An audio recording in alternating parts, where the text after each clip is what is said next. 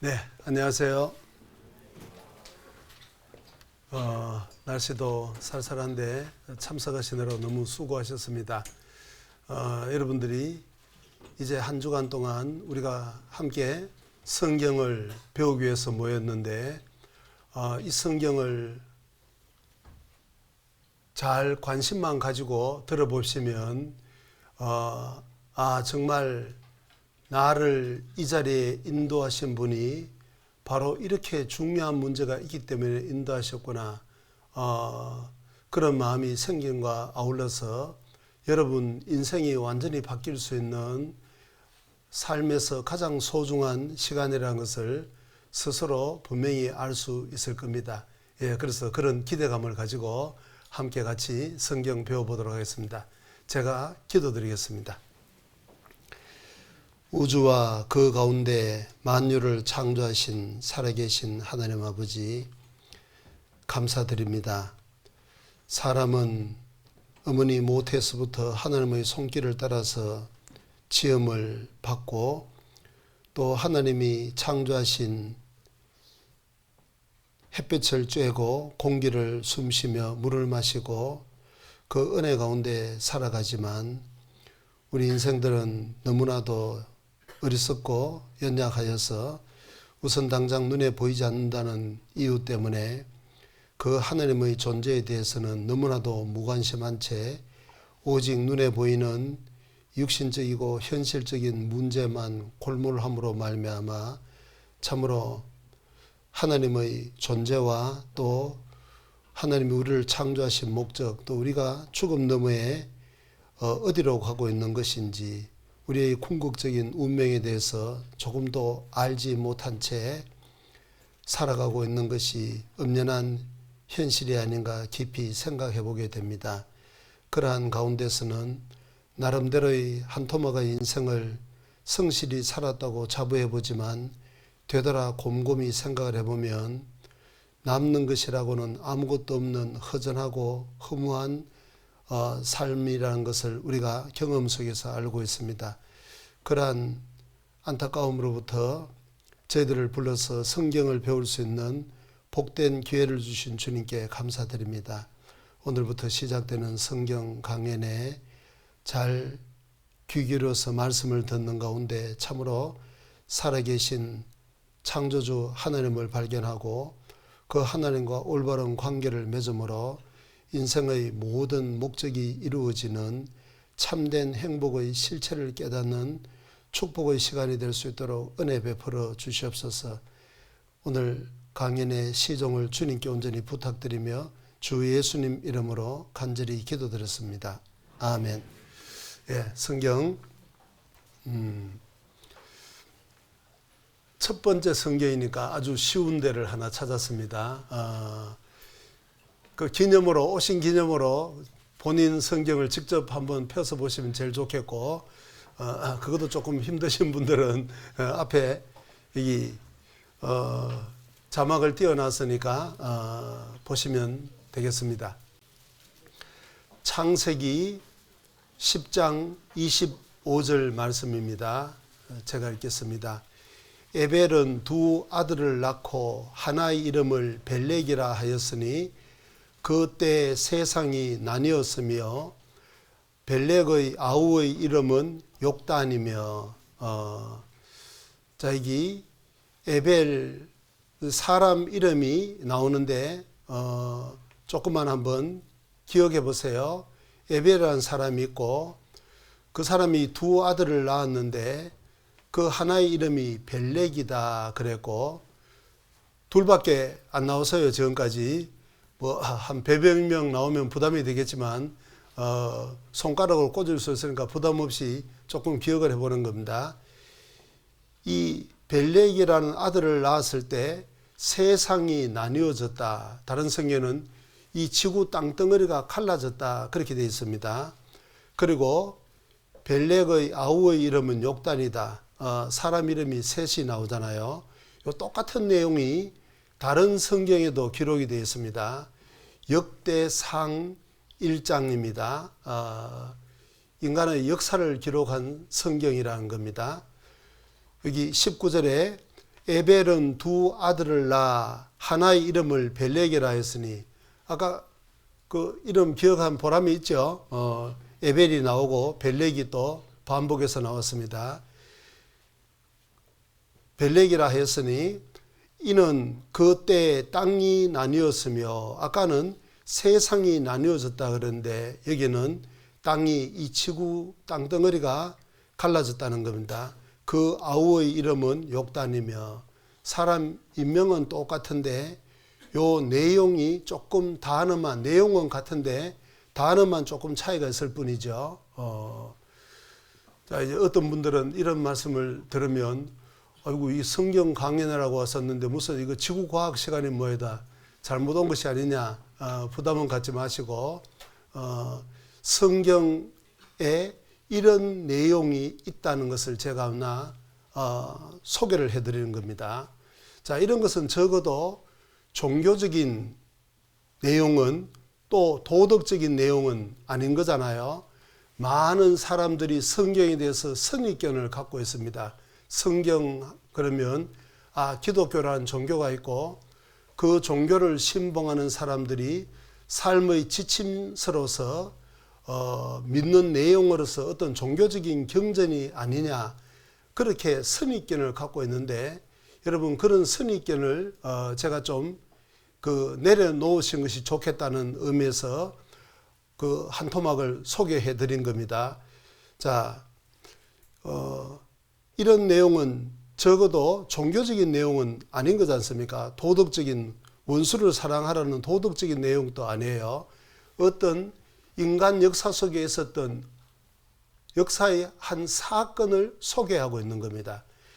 에벨이라는 사람이 벨렉이라는 아들을 낳았을 때, 그때 땅이 나뉘어졌다, 이 지구가 갈라졌다는 겁니다. 여러분, 지금은 우리가 이걸 상식으로 알고 있습니다.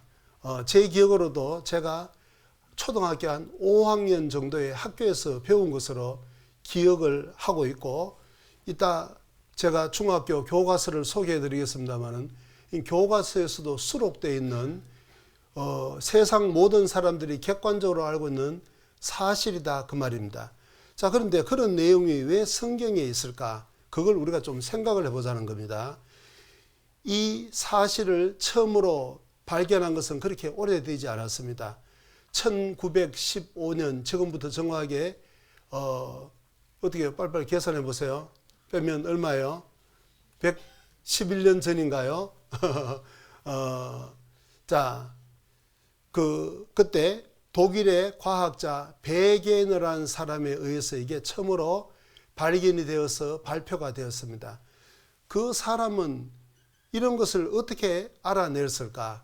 학자이기 때문에 이 연구를 하는데, 가만히 보니까 이 세계 지도가 좀 이상하다는 거예요. 여기 아프리카 대륙과 여기 아메리카 대륙, 대서양이라는 큰 바다를 사이에 두고 멀리 떨어져 있는데, 참 이상하게 해안선 구조가 똑같더라는 거예요. 이게 왜 이렇게 된 것일까? 혹시 하나였던 것이 떨어진 것이 아닐까? 자, 이제 이렇게 이 사람이 생각을 했는데, 학자니까 그냥 막연한 추측만은 곤란하죠. 뭐 증거가 있어야 될 거 아니에요. 그래서 이 사람이 오랜 시간 동안 증거를 찾아봤어요. 대표적인 것이 바로 지층 구조를 다 조사를 해보는 겁니다. 무슨 말인지 아시겠죠? 마치 시루떡을 쪄가지고 중간에 두 토막을 내서 양쪽으로 밀어버리면 전혀 다른 덩어리인데, 다시 안쪽으로 들어밀면 딱 들어맞는 거잖아요.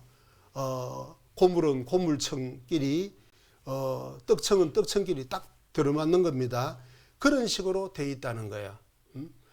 자, 해안선의 모양이 일치할 뿐만 아니라 화석이 엄청나게 떨어져 있는데, 똑같은 종류의 화석이 다른 대륙에도 분포가 되어 있고, 빙하의 흔적이 있고, 너무 어려운 것은 제가 길게 설명하지 않겠습니다.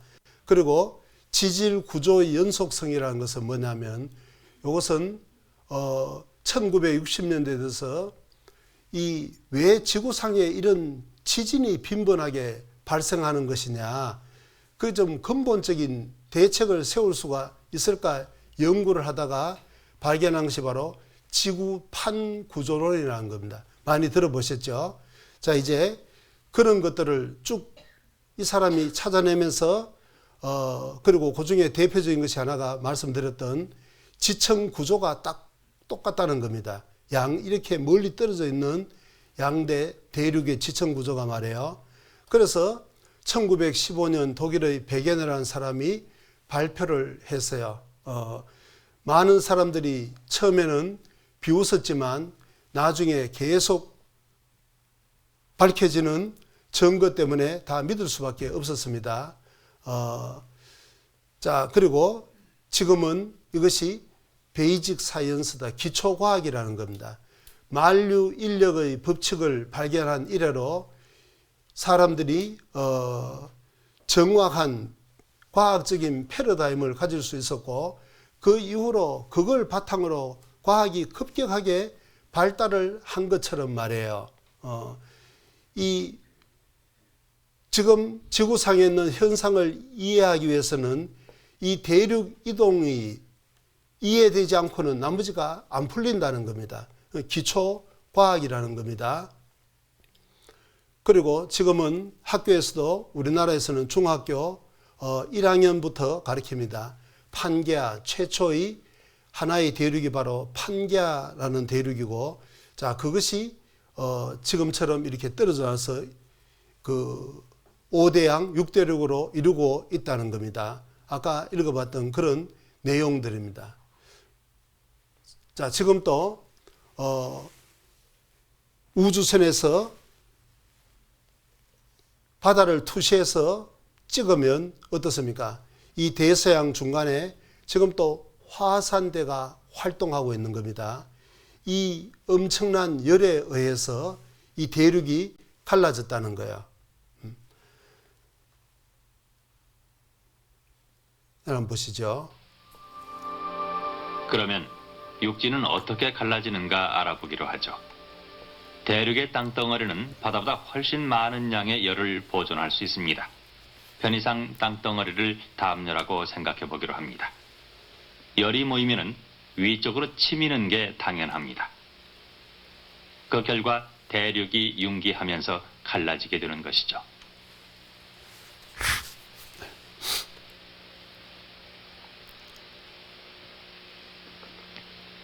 그러면 그 틈으로 바닷물이 들어와 새로운 바다를 형성하는 것입니다. 열을 식히기 위한 방법으로는 상당히 효율적인 것이죠. 이 과정이 거듭되면서 육지의 모양도 바뀌게 됩니다.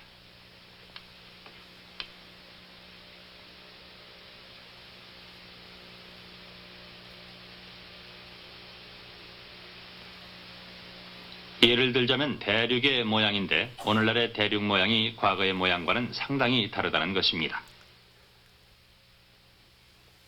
지구에는 판지아라고 하는 하나의 대륙이 있었을 뿐입니다. 이 땅덩어리가 담요 같은 역할을 해서 지열이 보존되고 있었습니다. 시간이 흐름에 따라 이 열 에너지는 그 땅덩어리를 갈라놓고야 말았습니다. 옛날 대서양이 자리 잡고 있던 곳에서도 그 해저에서도 화산대가 형성되어 지열을 내뿜듯 지상에서도 이 지열을 발산하기 위한 변화가 계속되어 오늘에 이르고 있는 것입니다.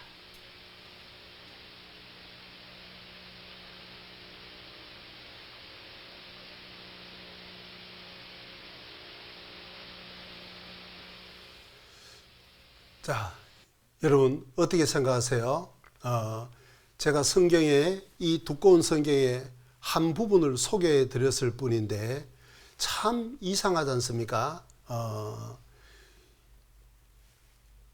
이런 내용은 무슨 종교적이나 도덕적인 내용이 아니고 과거의 역사의 한 부분에 있었던 실제 사건을 언급을 하고 있다는 겁니다. 그래서 지금부터 우리가 성경을 과연 그러한지 내용을 배워볼 텐데 제가 미리 이번 성경 강연의 제목을 성경을 인용해서 하나 찾아봤습니다. 요한복음 17장 17절인데요. 제가 읽겠습니다. 저희를 진리로 거룩하게 하옵소서. 요 색깔 친 부분은 같이 한번 읽어보겠습니다. 아버지의 말씀은 진리니이다. 아버지의 말씀은 진리다. 아버지의 말씀은 즉 바로 이 성경을 말씀하는 겁니다. 성경은 진리다. 성경 스스로는 이렇게 선포를 하고 있습니다. 여러분, 이게 말이 쉬워서 성경이 진리지, 만약에 이 성경이 진리라면 저와 여러분, 우리 각 사람과 도대체 어떤 관계가 있는 것일까? 엄청난 문제가 있다는 거예요. 자, 성경 스스로는 진리다 이렇게 선포하고 있는데 이걸 좀 생각을 해봐요. 진리라는 것은 일단은 뭐예요? 일단 기본적으로 사실이라는 거잖아요. 거짓이 진리가 될 수는 없는 겁니다. 기본적으로 사실인데, 그러면 이 성경의 내용을 분석을 해보면 도대체 어떤 사실들이 있느냐, 그걸 제목별로 나누자면 몇 가지. 첫째, 성경 제일 먼저 시작은 어떻게 시작되는지 혹시 아세요? 예? 예. 자, 알면서도 대답 안 하는 분도 있고 아예 숫자 모르는 분도 있는 것 같아요. 자, 성경 제일 시작은 태초에 하나님이 천지를 창조하시니라 이렇게 시작돼요. 원수를 사랑하라 그렇게 시작되지 않고 하나님이 천지를 창조하셨다. 창조의 사실에 대해서 기록이 되어 있습니다. 자, 지금부터 실제로 그런지 이제 배워보도록 하는데요. 이 창조는 과학하고 관계가 있죠. 질서와 법칙대로 만들었기 때문에 이건 과학의 영역과 겹치는 부분이 많은 겁니다.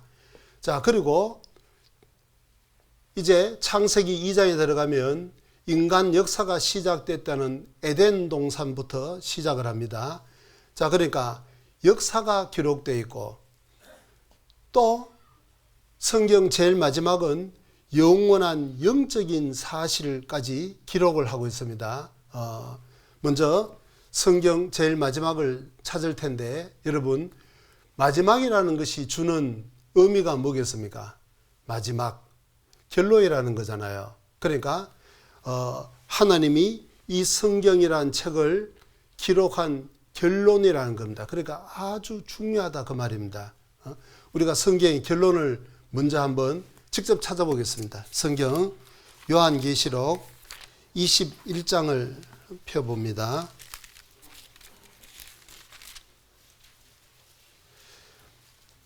요한계시록 21장 1절, 또 내가 새 하늘과 새 땅을 보니 처음 하늘과 처음 땅이 없어졌고 바다도 다시 있지 않더라. 성경 제일 마지막은 새 하늘과 새 땅, 즉 영원한 천국을 말씀하면서 막을 내리고 있습니다. 천국은 어떤 곳이냐? 여기 3절 뒷부분부터 보면 천국은 하나님은 친히 저희와 함께 계셔서 하나님의 사랑을 깨달은 하나님의 자녀들과 함께 사는 곳이 바로 새하늘과 새 땅, 영원한 천국이라는 거예요. 그리고 모든 눈물을 그 눈에서 씻기심에 다시 사망이 없고 애통하는 것이나 곡하는 것이나 아픈 것이 다시 있지 아니하리니 처음 것들이 다 지나갔음이러라. 성경 제일 마지막은 영원한 천국을 말씀하면서 끝나는데 그 영원한 천국은 하나님이 창조주 하나님, 즉 거룩하고 영광스러운 하나님이 친히 사람들과 함께 사시는 곳인데 거기에는 죄가 없기 때문에 눈물도 없고 다시 사망이 없고 죽음이라는 것도 없고 애통한 것이나 곡하는 것이나 아픈 것, 부정적인 것, 그늘지고 어두운 것이라고는 전혀 없는 완전한 이상의 세계, 완전한 사랑, 완전한 평화, 완전한 안식의 세계라는 겁니다. 그러니까 여러분 이제 제일 중요한 성경의 결론, 자 배워봅니다. 왜 우리가 성경을 배워야 되느냐? 그 이유를 우리가 이 말씀을 통해서 알 수 있어요. 성경은 어떻게 자, 성경을 보고 진리라고 했는데 성경이 실제로 진리라고 했을 때 가장 중요한 내용이 뭐냐? 그건 바로 성경은 제일 마지막 영원한 천국을 언급하고 있다는 겁니다. 그러니까 진짜로 성경이 사실이라고 한다면 여러분, 이 천국이라는 것이 사람이 지어내놓은 말이 아니고 가상의 세계가 아니고 죽음을 건너가면 현실적인 실제의 세계가 된다는 거예요. 하나님이 사람에게 주시고 오는 것은 바로 영원한 천국이라는 겁니다. 그러나 불행하게도 이 천국에 갈 수 있는 진리를 깨닫지 못한 사람이 가는 곳도 성경은 기록이 되어 있는데 그걸 보고 무엇이라고 해요? 야, 그 정도로 이 생각이 안 미치면 곤란한데 어때요? 천국이 있으면 실제로 그렇죠. 지옥이라는 것도 있다는 거예요. 성경에 지옥에 관한 내용이 있느냐 일단 한번 찾아보기로 하고 우선은 여기에 초점을 맞춰서 생각해 봐요. 이 성경이 진리라면 영원한 천국이 있다는 겁니다. 우리가 성경을 배우는 목적도 바로 이 영원한 천국에 갈 수 있는 길을 깨닫기 위해서 배운다는 거예요. 자, 두 번째, 우리가 창조주라는 관점에서도 한번 생각해 봅니다. 창조주. 아까 우리가 생각해 봤죠? 성경 제일 시작은 태초에 하나님이 천지를 창조하시니라. 이렇게 시작되는데 그러면 여러분 창조주가 있다면 이 우주 만물을 창조하신 절대자 하나님이 있다면 창조의 목적이 있을 거 아니냐 그 말이에요. 그렇지 않습니까? 적어도 이 강당 안에 피아노가 됐든 노트북이 됐든 무엇이 됐든 전부 다 사람이 만들었을 때는 반드시 만든 목적이 있다 그 말입니다. 하물며 창조주 하나님이 모든 것을 만들었을 때는 반드시 만든 목적이 있겠죠. 하나님이 저와 여러분 우리 각 사람을 만든 목적이 무엇이겠습니까? 그건 바로 성경은 말합니다. 이 세상이 아니고 육신이 몇십 년 동안 살다가 죽음으로써 끝나는 이 세상이 아니고 창조의 목적이 완전히 이루어지는 것은 바로 여기라는 겁니다. 영원한 천국이라는 거예요. 여러분 생각해 보세요. 만약에 이 세상이 전부라고 생각한다면 어떻습니까? 참 하나님도 딱 한 분이에요. 이 세상 지금 보십시오. 전쟁 때문에 난립니다. 그 전쟁의 피해가 얼마나 비참하다는 것은 사람은 경험을 통해서도 다 알고 있으면서 포탄이 이 시간 여기에 떨어진다고 생각해 보십시오. 수십 명이 한꺼번에 죽는 일이 생기고 죽지 않아도 팔다리가 떨어져 나가고 창자가 흘러서 그 모든 고통을 다 겪어야 되고 하자면 얼마나 비참한 일이 아니겠습니까?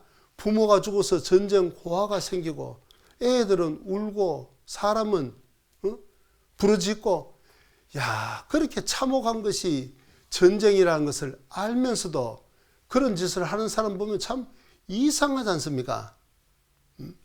자 어쨌든 꼭 그런 극단적인 것을 생각지 않다 하더라도 오늘날 우리 사회가 안고 있는 대한민국의 문제는 뭡니까?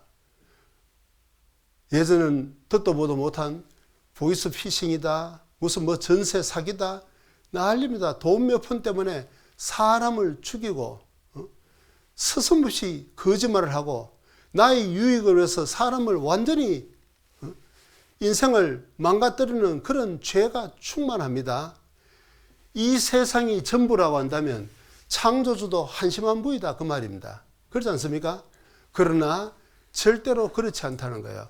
하나님의 창조의 목적이 완전히 이루어지는 것은 이 세상이 아니고 영원한 천국이라는 겁니다. 자, 마지막으로 하나만 더 생각해 보겠습니다. 지금 뭘 이야기하고 있는지 좀 주제는 알고 계시죠?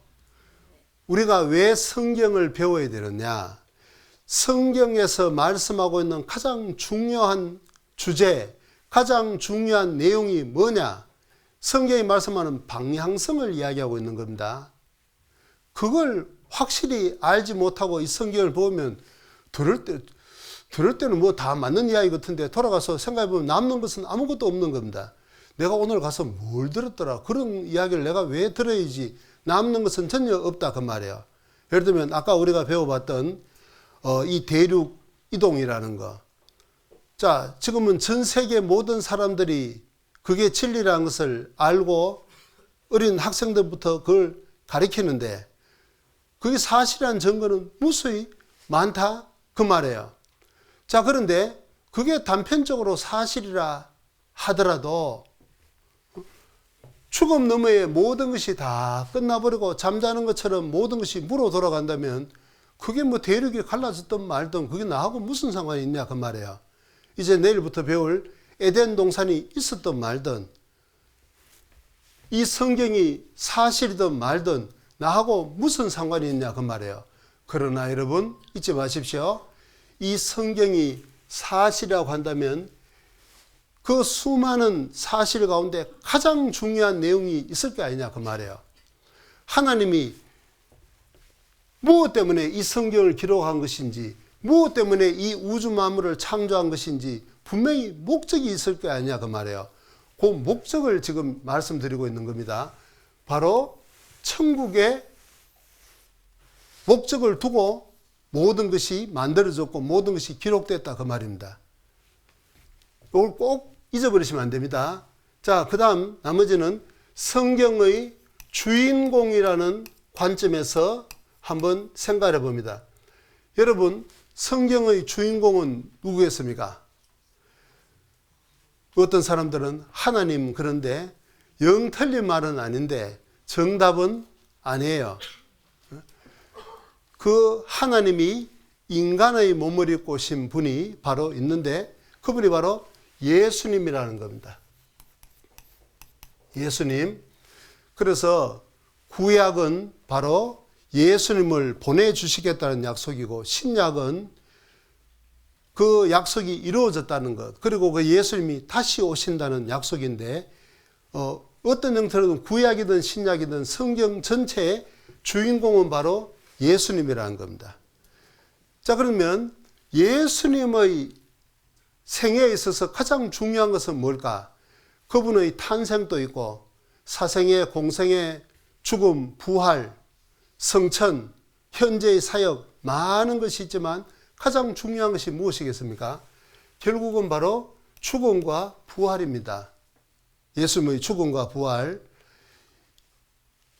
이걸 모른다면 성경에 대해서는 완전히 문외한인 거예요. 자, 어쨌든 자, 그러면 여러분 예수님의 생애에 있어서 가장 중요한 것은 바로 죽음과 부활입니다. 피 흘리고 죽고 다시 부활을 하신 거예요. 그러면 왜 예수님이 죽고 부활을 하셨느냐? 바로 인간의 죄 문제를 해결하기 위해서인 거예요. 피 흘림이 없은 즉 죄 사함이 없다. 죄 문제가 해결됨으로써 바로 천국에 가는 길이 열린 겁니다. 그래서 예수님 스스로도 말씀에 요한복음 14장 6절에 내가 곧 길이요 진리요 생명이니 나로 말미암지 않고는 아버지께로 올 자가 없다 그랬잖아요. 그러니까 예수님은 바로 우리가 천국에 갈 수 있는 길을 열어놓으신 분입니다.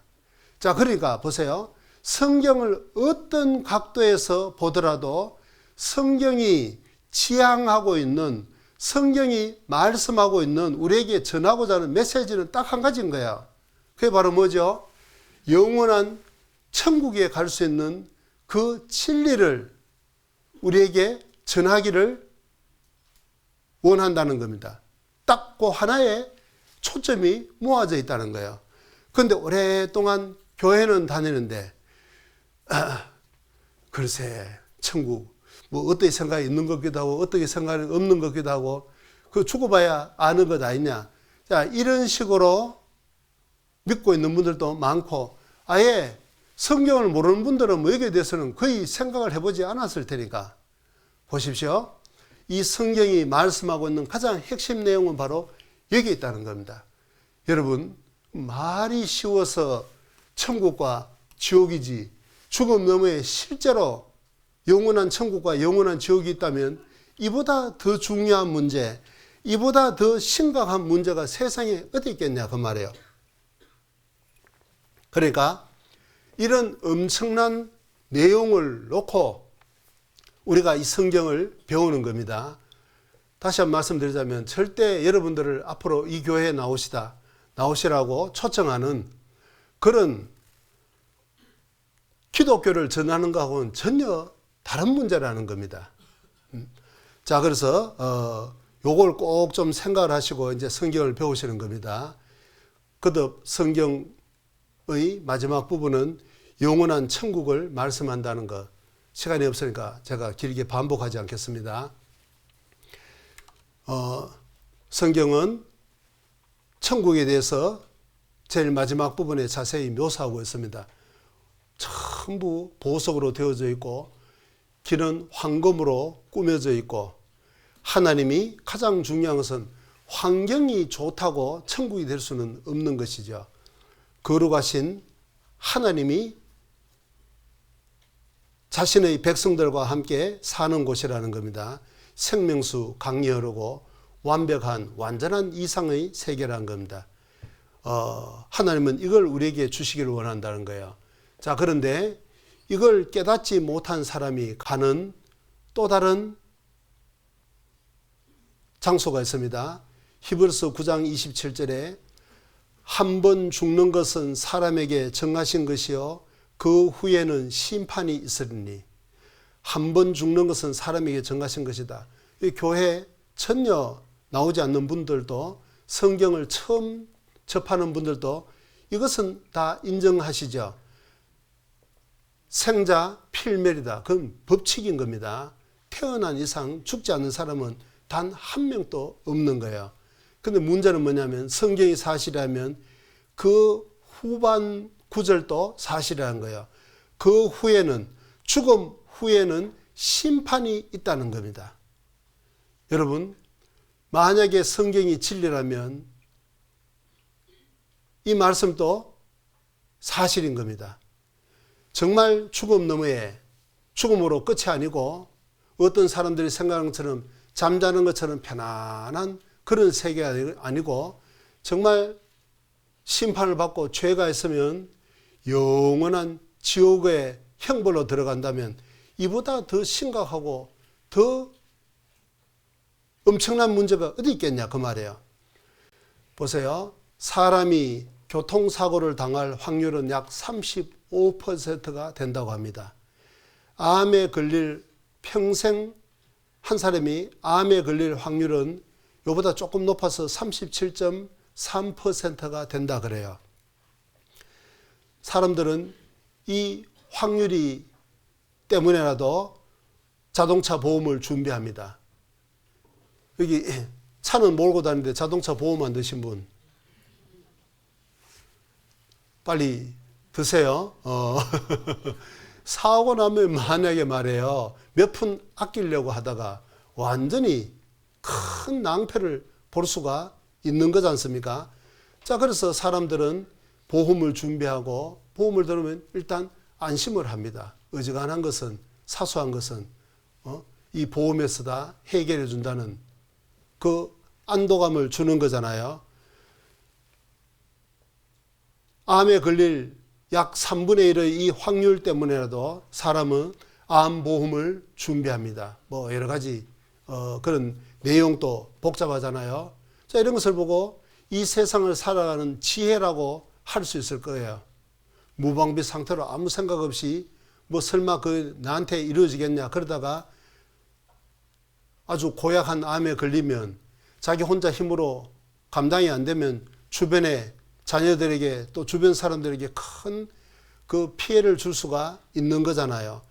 자, 이런 것을 준비하는 사람을 보고 지혜롭다고 이야기를 합니다. 근데 문제는 어때요? 죽음이라는 것은 어떻습니까? 여기 있는 것처럼 한 번 죽는 것은 사람에게 정했다. 이게 몇 %예요? 잘 모르시는 것 같다, 이거. 몇 %입니까? 이거 완전히 완벽하게 100%인 거잖아요. 그 후에 심판이 실제로 있다면 어떻습니까? 여러분, 여기에 대해서 준비하는 것은 지혜 중에 가장 중요한 지혜라는 거야. 왜 우리가 성경을 배우느냐? 바로 우선 근본적으로 이 문제를 해결하기 위해서라는 겁니다. 자, 그래서 성경은 거듭 말합니다. 여기 마태복음 10장 28절에도 몸은 죽여도 영혼은 능히 죽이지 못하는 자들을 두려워하지 말고 오직 몸과 영혼을 지옥에 멸하시는 자를 두려워하라. 거듭거듭 지옥이 있다고 말씀하고 있습니다. 마가복음 9장 43절 이하에는 지옥은 꺼지지 않는 불이라고 되어 있습니다. 네 손이 너를 범죄하거든 찍어버리라. 불구자로 영생에 들어가는 것이 두 손을 가지고 지옥 꺼지지 않는 불에 들어가는 것보다 나으니라. 발이 범죄하거든 찍어라. 그 발이 죄를 범한 것 때문에 지옥에 가는 것보다는 절뚝바로 영생의 천국에 가는 것이 훨씬 낫다는 거죠. 눈이 범죄해서 지옥에 가게 되면 눈을 빼어버리라. 아주 극단적인, 정말 이게 사실이라고 한다면 무슨 겁을 주는 이야기가 아니고 간절한 마음으로 이렇게 기록했다는 겁니다. 자, 그래서 성경이 다루고 있는 내용은 이렇게 엄청난 내용이라는 거예요. 지옥에는 마가복음 9장 48절에 거기는 지옥은 구더기도 죽지 않고 불도 꺼지지 아니하느니라. 사람마다 불로서 소금치듯함을 받으리라. 여러분 오해하지 마세요. 어떤 분들은 야, 이거 사람 불러놓고 첫날부터 뭐 이게 이렇게 강하게 겁을 주냐. 그런데 제가 말씀드린 제가 여러분 겁줘서 얻을 것 아무것도 없는 겁니다. 그런데 말이에요. 만약에 요즘은 뭐 도둑이야 그래도 문 열어보는 사람은 없다 그러잖아요. 그런데 진짜로 불이야 소리를 듣는데 바깥에 보니까 불이 화염이 충천하다면 어떻겠습니까? 그 광경을 보고도 아이고 겁주는구나. 저 인간이 이 추운 겨울에 사람 귀찮게 그렇게 치부하고 계속 주무시는 분은 아무도 안 계시겠죠. 실제로 불이 붙은 것이 사실이라면 어떻습니까? 무엇보다도 소화기를 갖고 내 쪽으로 넘어오면 끄고 아니면 귀중품을 가지고 피해야 되는 거잖아요. 성경에서 이런 말씀을 하는 이유는 절대 여러분들을 무슨 겁을 주려고 공포심을 조장해서 기독교인을 만드는 것이 아니고 이걸 해결할 수 있는 길이 있기 때문에 거기에 대해서 관심을 가지고 실제로 그러한지 찾아보고 그게 정말 사실이라면 답을 얻고 살아야 된다. 그 해결책을 제시하고 있다는 거야. 자, 그리고 죽음이라는 것은 사실 저와 여러분 우리 각 사람에게서 멀지 않습니다. 제가 기억하기로 이게 2024년 1월 15일 날 있었던 일인데 제가 그때는 네팔이라는 곳에서 이 복음을 전할 때였습니다. 아마 기억하신 분들도 있을 수 있을 텐데 한번 보세요.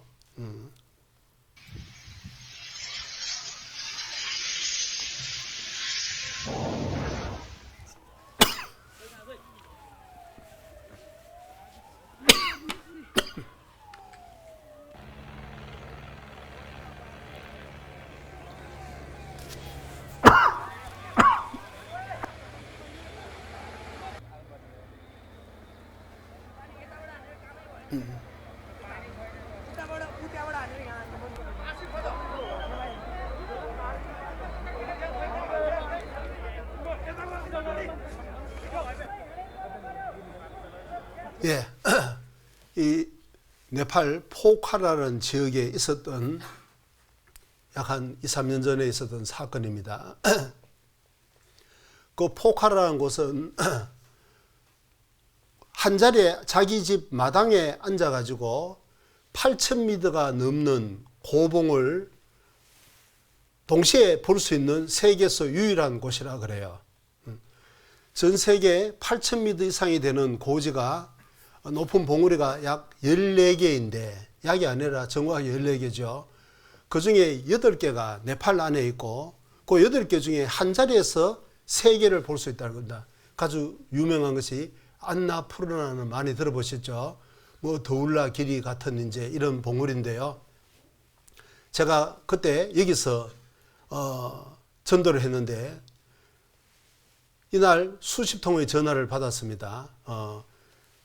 제가 그 매스컴을 잘 안 보다 보니까 이제 이런 사건이 있었는 줄 몰랐는데 전국 각지에서 세계에서도 전화가 오더라고.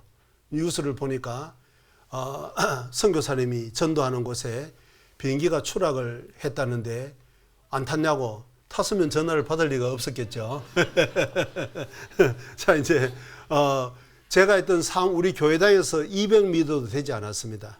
그 도심 가운데 깊은 골짜기가 있고 거기에 떨어져 버린 거예요. 승무원 포함해서 관광객까지 72명이 몰살을 한 겁니다. 단 한 사람도 생존자가 없었습니다. 한국분은 딱 2사람이 있더라고.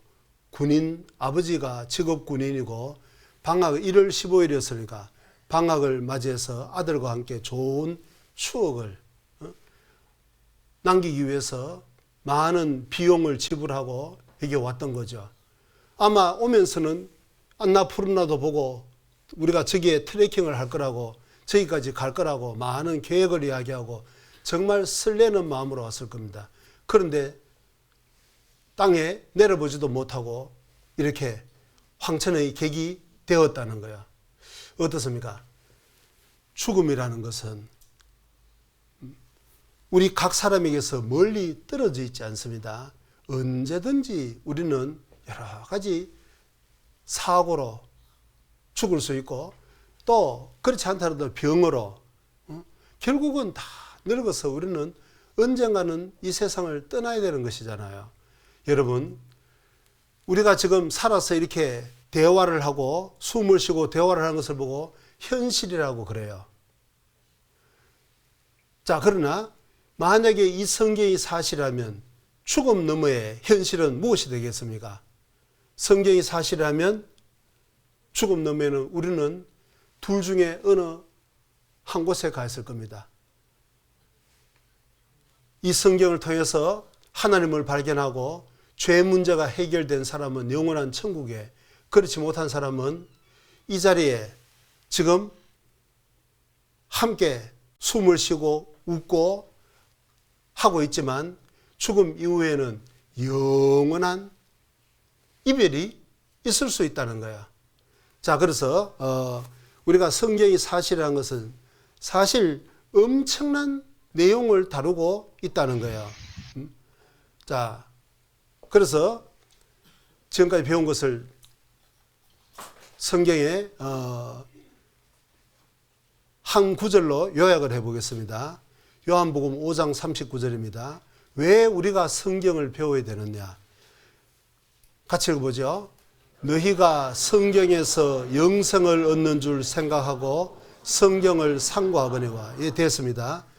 우리가 성경을 배우는 목적은 1차적으로 영생을 얻는 줄 생각하고 영생을 얻기 위해서 성경을 배운다는 거예요. 영생이란 것이 무엇이겠습니까? 바로 한마디로 영원한 천국입니다. 영원한 천국에 가는 그 진리를 발견하기 위해서 성경을 배운다는 거예요. 훌륭한 기독교인이 되기 위해서 이 땅을 좀 의미 있고 인간답게 좀 가치 있게 도덕적이고 좀 성숙된 인격자로 살기 위해서 그런 것이 아니고 어떻게 하면 이 세상을 좀 지혜롭게 사느냐 그런 기술을 배우는 것이 아니고 성경은 1차적으로 영생을 얻기 위해서 영원한 생명, 천국에 가는 진리를 깨닫기 위해서 성경을 배운다는 겁니다. 이 성경이 곧 내게 대하여 증거하는 것이다. 내라는 것은 이 말씀을 하고 있는 당연히 예수님이죠. 자, 이것은 결론에 해당되는 부분이고, 먼저는 정말 성경이 사실인지, 그리고 이 성경에서 말씀하는 가장 중요한 핵심 내용이 뭔지 그걸 좀 생각해 보는 겁니다. 자, 그리고 우리가 영생이라는 말 안에는 천국의 죽음 이후에 천국에 간다는 것뿐만 아니라, 자, 영생에 대해서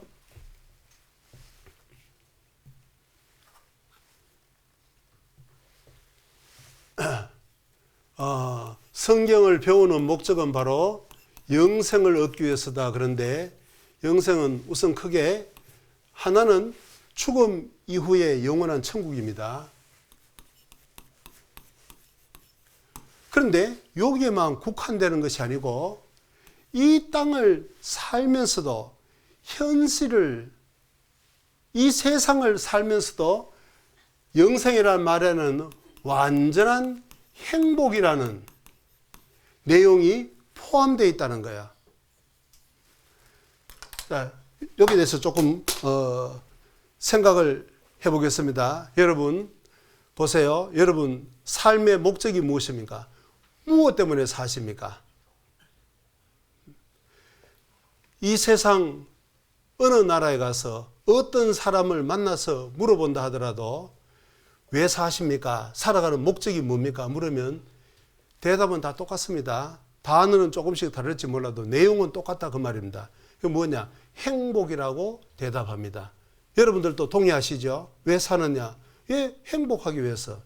근데 문제는 뭐냐면 행복의 내용이 뭐냐 그 말이에요. 무엇을 얻으면 정말 만족하고 더 이상 바랄 것 없다. 이만하면 됐다. 모든 것이 만족하다. 부족한 것이 전혀 없다. 그 행복의 내용이 뭐냐 그 말이에요.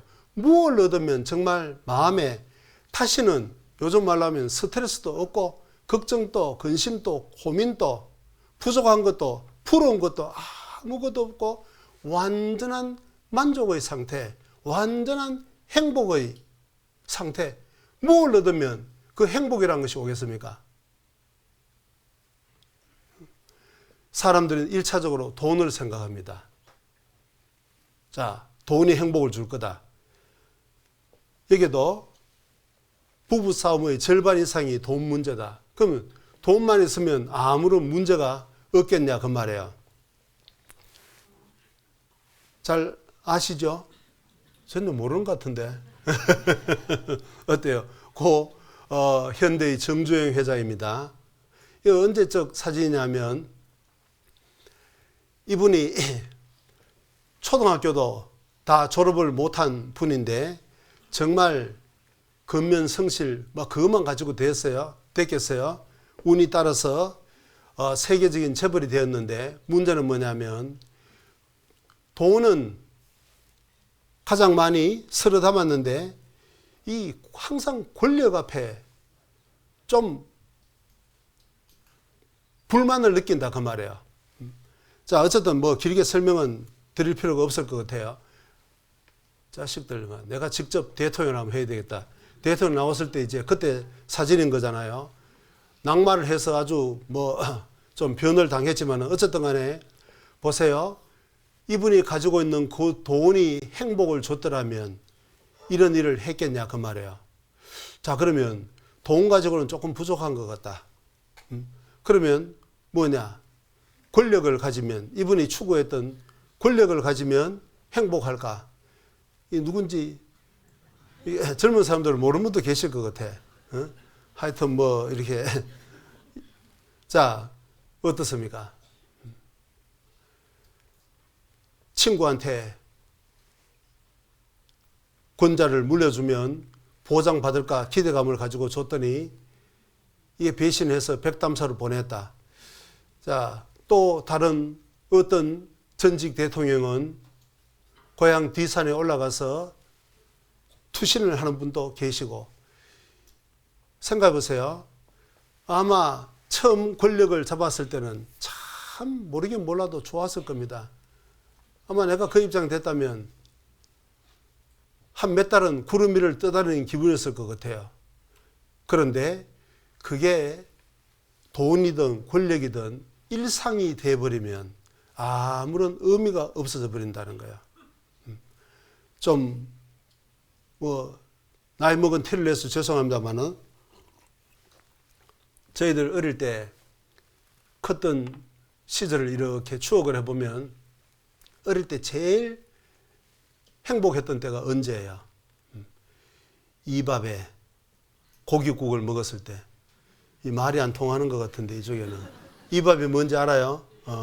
쌀밥에 말이에요. 고깃국을 먹었을 때 학교 오고 가면서 친구들한테 한 일주일은 자랑거리였습니다. 어때요? 제 개인적으로 이제 이 복음을 깨닫기 전에 제일 행복했던 때가 언제냐 꼽는다면 초등학교를 졸업하고 중학교를 갔는데 저희 아버지가 이제 좀 너무 멀다고 자전거를 한 대 사주시더라고. 이야, 참 행복했습니다. 한 일주일은 바깥에 누가 들고 갈까봐 제가 자던 방에 넣어놓고 매일 걸레로 림 닦고 번쩍번쩍하게 했습니다. 그런데 그 행복도 잠깐 한 일주일, 2주일 타고 나니까 그 다음부터는 그게 아무런 의미가 없어져 버렸습니다.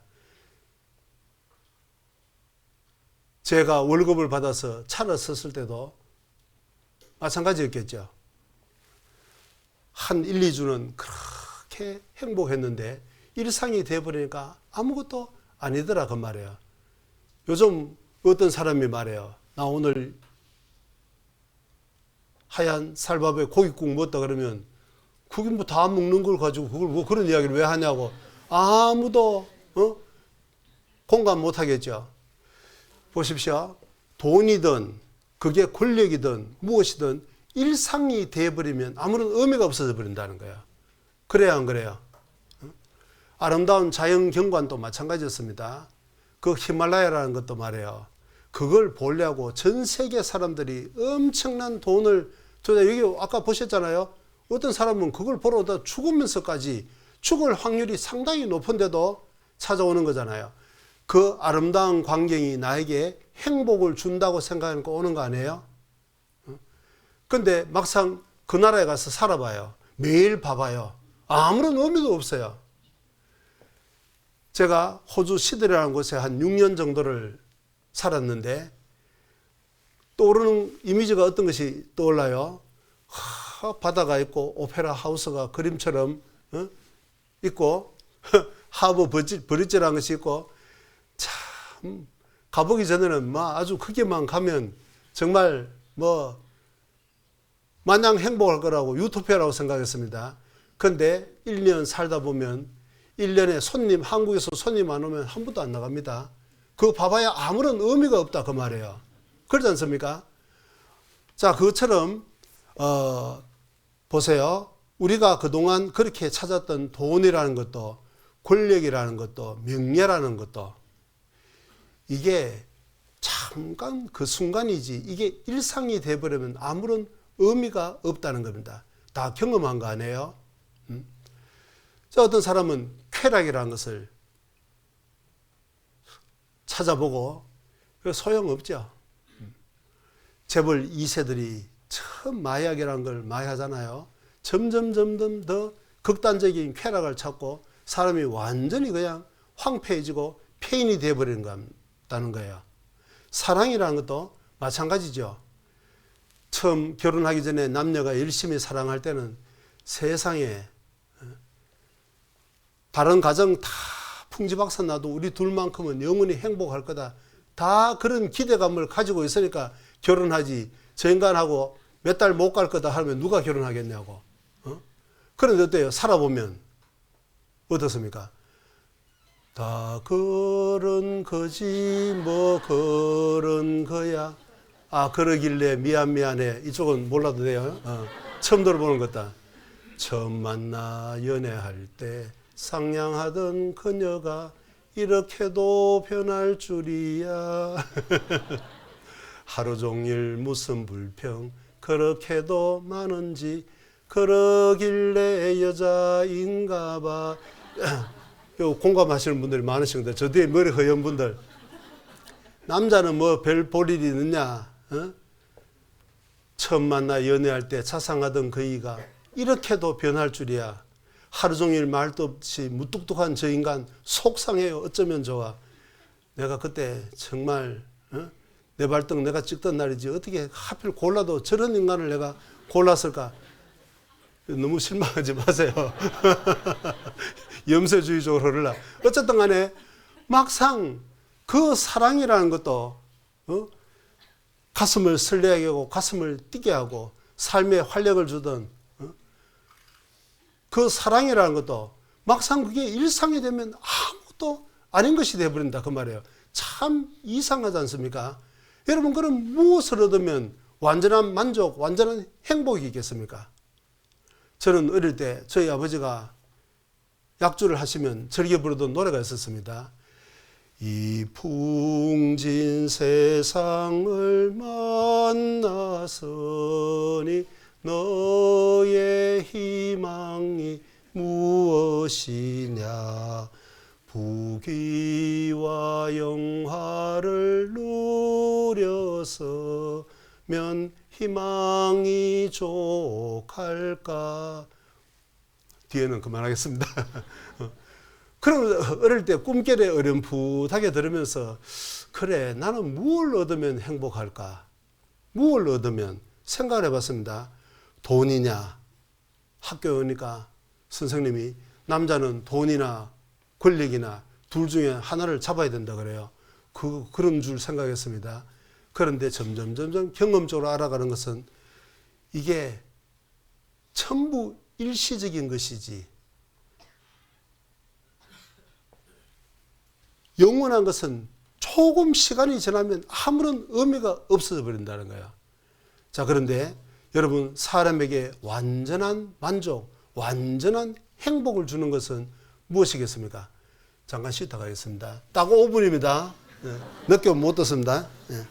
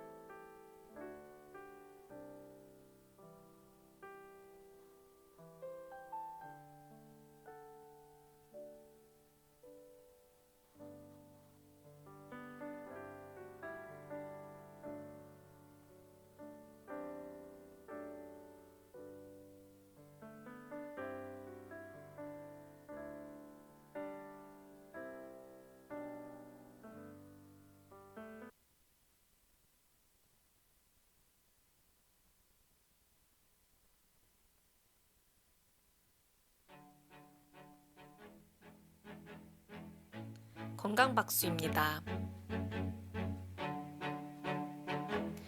주먹박수입니다. 주먹끼리 박수 쳐주세요.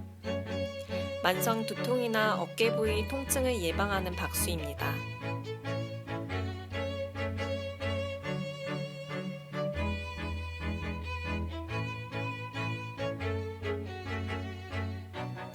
봉오리 박수입니다. 손 뒤꿈치끼리 박수 쳐주세요. 방광을 자극하는 효과가 있어 생식 기능을 좋게 하는 박수입니다.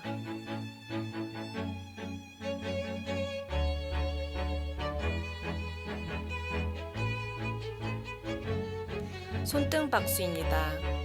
손등을 반대 손바닥으로 박수 쳐주세요. 요통이 있거나 척추 측만에 효과가 있는 박수입니다.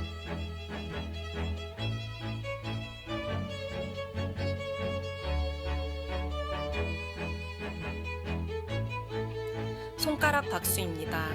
손가락 끝으로 박수 쳐주세요.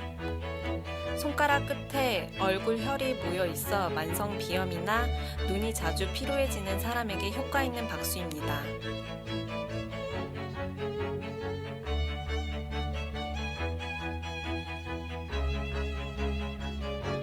먹보 박수입니다. 주먹과 보자기를 번갈아 가며 박수 쳐주세요. 손바닥에 심장, 폐와 관련된 혈이 있어 심폐 기능을 좋게 하는 박수입니다.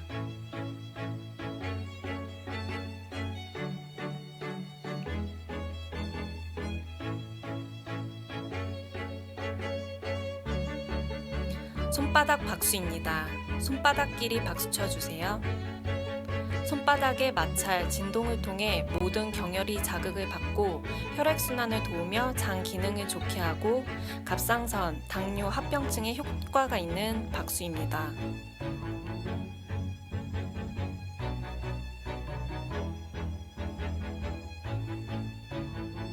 달걀 박수입니다. 손바닥을 오므려 박수 쳐주세요. 중풍과 치매 예방에 도움이 되는 박수입니다.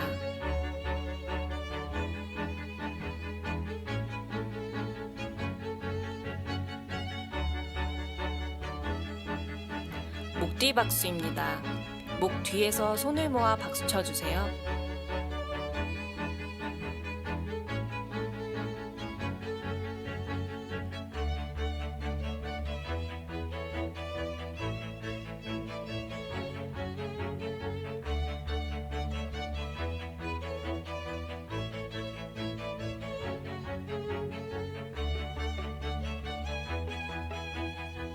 이상 건강박수였습니다.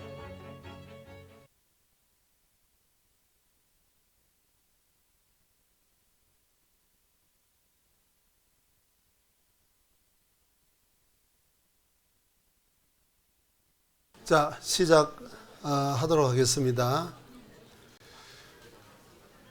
자, 이 세상 모든 사람들은 행복이라는 파랑새를 찾아서 헤매입니다. 돈을 벌고 권력을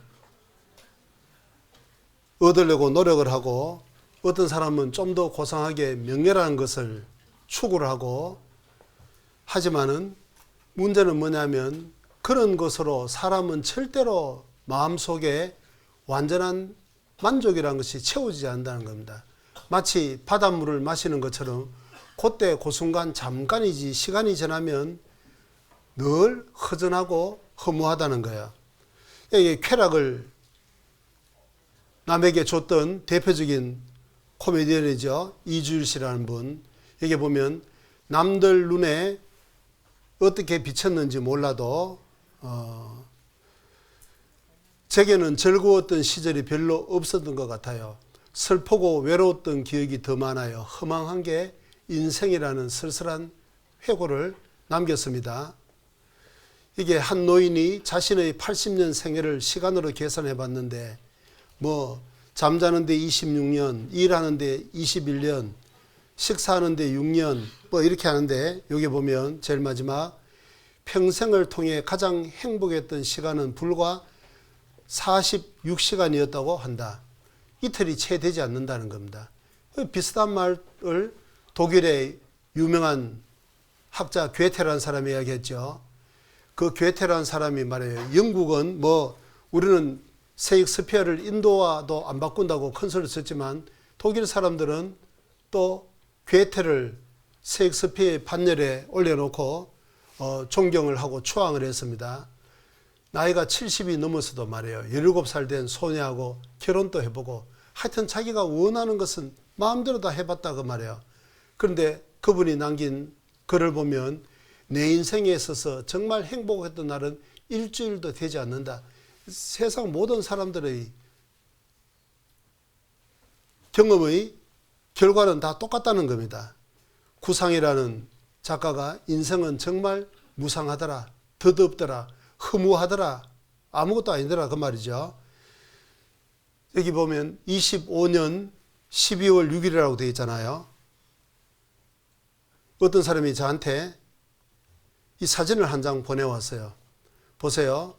이 어르신이 뭐 나하고 무슨 상관들이, 이 어르신들이 아무런 상관도 없는 것 같은 사진을 보내왔는데 몰라볼 것 같으니까 아유 주석을 달았더라고. 이게 이름을 아예 적어놨어요. 요거는 이름이 백인열이고 뭐 이렇게 쭉 누구냐 대충 짐작 가시죠. 옛날 우리 반 애들이었다 그 말입니다. 지금은 참 뭐 숱도 별로 없는 자 이런 완전히 늙은이들인데 불과 시계를 한 4, 50년 전으로 돌려버리면 교복 입고 모자 쓰고 똑같이 머리 짧게 빡빡 깎은 학생들이었다 그 말입니다. 참 여러분 이 사람들이 이런 인생을 살아보고 소감을 묻는다면 뭐라고 하겠습니까? 늙고 병이 드니 백발을 의하리 소년 행락이 어제런 듯 하다마는 어디가 이 얼굴 가지고 옛내로다 하리요. 전부 다 그런 옛 시인들의 그런 쓸쓸한 고백이 전부 다 내 마음을 어떻게 그렇게 잘 표현했을까 공감이 되는 중늙은이가 돼버리더라 그 말이에요.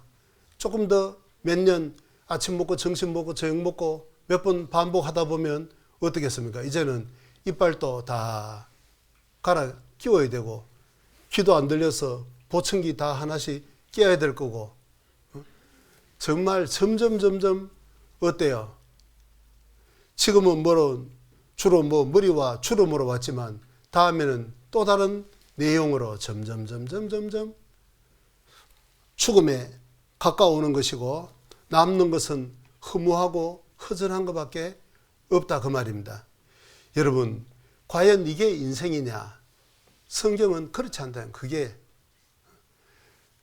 사람이 이 성경을 배우는 목적은 바로 영생을 얻기 위해서 배우는 것이고 그 영생을 얻을 때 천국에 갈 수 있는 진리를 깨달을 때 사람은 모든 문제가 다 풀어진다는 겁니다. 저는 그런 세계가 있다는 것은 꿈에도 생각을 못 해봤습니다. 간단하게 제 경험을 말씀드리자면 저는 한 25살이 될 때까지는 교회당회라고는 문 앞에 가보지 않았습니다. 하나의 종교라고 생각하니까 저한테 주는 느낌은 선입견은 뭐냐면 꼭 감옥 속에 들어가는 느낌이에요. 감옥.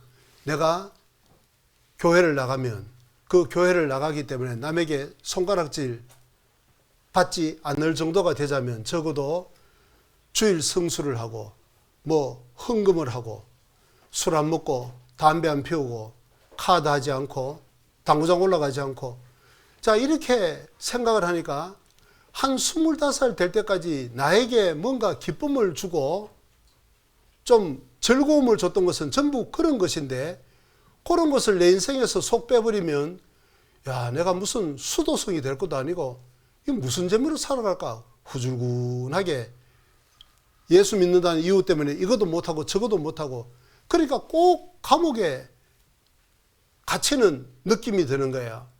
그러니까 아스라 말아라. 젊었을 때는 내 마음껏 내가 원하는 대로 한번 꿈을 따라서 살아가 보고 나이 한 70대에서 죽기 한 2년 전에 그때 인생을 좀 정리하면서 하나 가지는 것이 종교지 왜 그런 종교 속에 스스로 얽매이는지 이해가 되지 않았습니다. 근처에는 가보지 않았습니다. 그런데 산다는 것이 참 마음대로 안 되더라고. 뭐 구구절절히 다 이야기할 수는 없습니다만은 이것도 안 되고 저것도 안 되고 그러다 보니까 항상 마음속에 올라오는 열등감, 좌절감 그걸 달래기 위해서 제일 손쉬운 방법이 술이었고 하여튼 그런 식으로 인생을 제일 밑바닥을 헤맸는데 어느 때가 돼서 제가 한 25살 됐을 때 어떤 분의 권유로 이 성경을 배워봤을 때 너무 충격적이었습니다. 저는 성경 하면 사서상경, 논어, 맹자 뭐 그런 도덕 정도로 서양을 대표하는 철학이고 종교로 생각했습니다. 그런데 정작 제가 성경을 배우다 보니까 거의 대부분이 제가 알고 있던 내용이었다는 거예요. 아까 우리가 대륙 이동이라는 한 토막을 배웠습니다만 그것도 학교에서 배워서 알고 있었던 내용이고 이제 내일부터 배울 그 에덴 동산이라는 것도 학교에서 수업 시간 다 배웠던 내용이더라는 거예요. 아, 이거 참 이상하다. 그렇게 해서 성경을 배우다가 이 성경이 진리라는 것. 그렇기 때문에 하나님이 살아계시다는 것을 확실히 알게 됐습니다. 그러다가 제가 영생이라는 것을 얻었습니다. 여러분, 영생이라는 것이 무엇이겠습니까? 자, 영생은 바로 요한복음 8장 32절에 진리를 알지니 진리가 너희를 자유케 하리라. 여기는 성경 전체가 진리지만 완전한 사람에게 자유를 주는 진리를 보고 복음이라고 이야기를 해요. 예수님이 십자가에서 나를 위해서 이루어놓은 사실, 너희를 자유케 한다. 무엇으로부터 자유겠습니까? 바로 죄로부터 자유라는 겁니다. 죄에서 완전히 해방되는 경험이 한번 있어야 된다는 거예요. 여기에도 보면 요한계시록 1장 5절 제일 끝에 우리를 사랑하사 같이 읽어봅니다. 그의 피로 우리 죄에서 우리를 해방하시고 예수님의 피로서 우리 죄에서 우리를 해방했다. 완전히 죄에서 해방을 받는 경험이 있어야 된다는 거예요. 새벽마다 가서 주여 미사오니 이 죄를 용서해 주옵소서 이런 거 말고 죄악 벗은 우리 영혼은 기뻐 뛰며 주를 보겠네. 죄악을 완전히 한번 벗는 경험이 있어야 된다는 거예요. 자, 그런데 문제는 교회에 다니는 사람은 기독교인은 많지만 그 죄에서 완전히 벗어나는 양심이 죄에서 해방되는 경험을 확실히 구원을 받은 사람은 너무 적다는 거예요. 자, 이건 이제 차츰 배우기로 하고 어쨌든 저는 1987년 8월 7일 날 이 성경 말씀을 배우다가 이 복음에서 내 양심이 죄에서 완전히 한번 해결되는 일이 있었습니다. 아, 이제는 됐다. 이제는 내가 언제 죽어도 천국에 갈 수 있다는 확신이 찾아왔습니다. 저는 그 하나를 깨달았을 뿐인데 참 이상한 일이 있었던 겁니다. 그게 바로 뭐냐면 그토록 나를 짓눌렀던 그 열등감, 좌절감, 죽고 싶은 충동. 예를 들면 제가 복음을 깨닫게 되는 사람을 보면 항상 외모가 보이고 육신이 보이는 겁니다. 저 사람 학벌은 뭘까? 나보다 좋은 학교 뭐 많이 공부했다 그러면 참 좋겠다, 부럽다. 돈은 많을까? 사회적 지위는 뭘까? 항상 그게 사람을 보는 기준이 되고 항상 저는 더 가진 사람 앞에서 위축이 되었습니다. 그런데 제가 복음을 깨닫고 나니까 이상하게 그다음부터는 사람이 그렇게 보이지 않았습니다. 예수님 피는 저 사람 죄도 다 가지고 가셨는데 저 사람은 그걸 깨달았을까? 못 깨달았을까? 천국 가는 사람일까? 지옥 가는 사람일까? 딱 그렇게밖에 보이지 않았습니다. 87년도에 어떤 일이 있었는지 기억하는 분 계세요? 여러 가지 일이 있었겠지만 국가적으로 직선제가 부활됐잖아요. 일로 삼김이라는 사람들이 여의도 광장에서 연설을 하는데, 야, 제가 성경을 깨닫기 전에는 그 사람들이 우상이었습니다. 나도 언제 성공해서 저 자리에 한번 서볼까? 그게 꿈이었습니다. 그런데 제가 복음을 깨닫고 나서 그 해 그 사람들 보니까 휴, 세상에서 제일 불쌍한 사람들이 그 사람들로 보이더라고. 어떤 분, 저 사람 정신없는 사람 아니냐 할지 모르지만, 여러분, 만약에 성경이 사실이면 제 말이 무슨 종교인의 허황한 광신적인 이야기가 아니고 사실입니다. 아니, 죽음 너머에 영원한 천국에 가는 사람이 무엇이 부럽겠냐고. 잠시 후에 지옥으로 가는 그 돈 많은 사람이, 그 권력 있는 사람이, 그게 무슨 부러움의 대상이 되겠냐 그 말입니다. 여러분, 이것이 바로 영생을 얻은 사람의 결과라는 겁니다. 저만 그런 것이 아니고 복음을 깨달은 사람은 다 똑같습니다. 카타콤의 순교자라는 말 들어보셨죠? 2000년 전 로마, 특별히 네로 황제 당시에 말이에요. 기독교인들을 핍박을 했습니다. 그 사람들이 믿는다는 이유 때문에 로마의 카타콤, 그 카타콤이 지하 무덤이잖아요. 그게 숨어들어서 살았습니다. 그런데 그들이 그렇게 비겁하게 살지 않았습니다. 밤이 되면 나와서 복음을 전했습니다. 여러분, 지금 만약에 그런 사람이 있다면, 야, 내가 믿었다가 당신처럼 될까봐 겁이 나서 못 믿겠다 그러지 않겠어요? 그러면 그들이 밤에 나와서 전했던 내용이 뭐겠습니까? 바로 영원한 천국에 관한 내용이었습니다. 영원한 천국.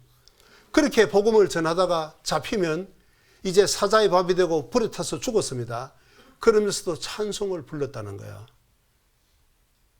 여러분, 그게 뭐 특별한 사람 아닙니다.